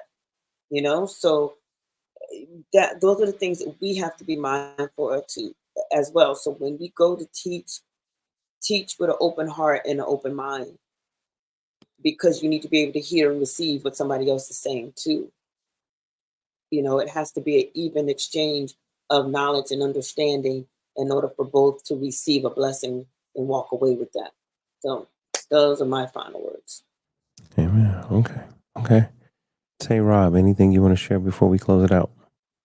Well, I think that the ladies have said it so eloquently, but I will leave with that we need to be we need to be courageous enough to step outside the boxes. It's not just about being boxed in, it's being courageous enough to step outside the boxes. I spent a lot of my life being boxed into a lot of different things. I don't talk like certain people. I don't speak the way that my skin says I'm supposed to speak. I don't like the things that my color stipulates that I should like. But it's when we're courageous enough to let people see us outside of those constructs, outside of those boxes, and fellowship with us in our organic selves, in our authentic, true selves, that we are teachers, we are advocates, we do stretch the bandwidth of other people's ability to see us beyond those boxed in ideologies and belief systems of who we are. So it's not just about the boxes, it's about being strong enough and courageous enough to step outside of them. Yeah. We're all teachers, we're all advocates, we're all instructors. It's not being afraid to be in that position, to be the leader, to be the first, to be the Mm-hmm. person that takes the risk, to be that person in that space where you are the first person that somebody from somewhere else sees and goes, "Who are you?" And you say, "You know what? I'm going to extend the grace that I hope that somebody would give to me." Mm-hmm. And you go forward in that. And saying to ourselves, and I am a believer, so most of my all of what I how I interact with the world is through the lens of a believer. But Joshua 1:9 is be courageous, be strong, because the Lord your God goes with you wherever you go, and understanding that you're not alone.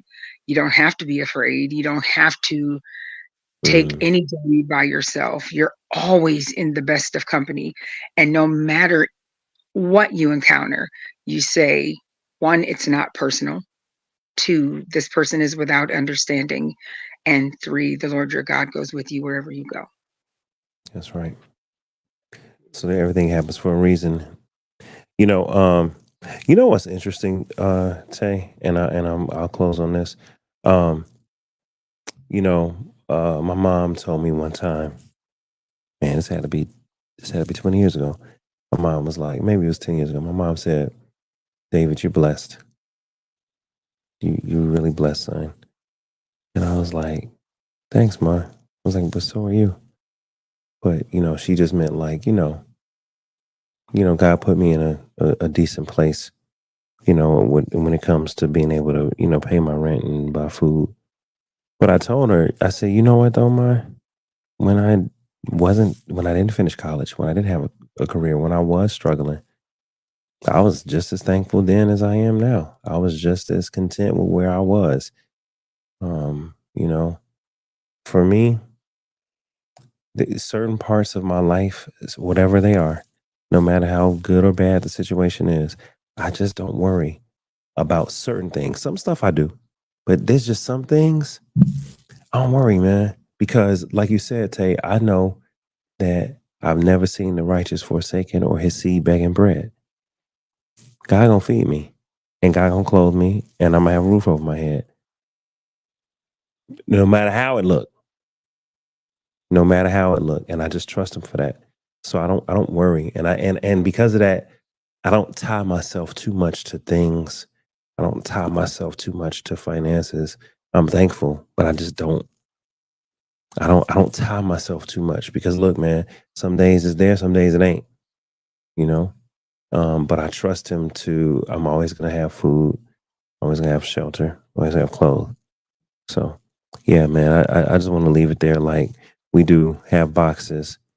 We do have boxes, but we got to trust God when it comes to the ultimate box. And that is salvation. All right. Okay.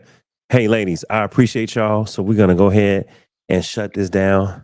Thank you. Thank you, ladies, for being here. I appreciate y'all. Sharon, thank you for joining. I appreciate you. Yvette, thank you for joining. All right. Tay Rob, thank you for joining. It's us, man. We're here.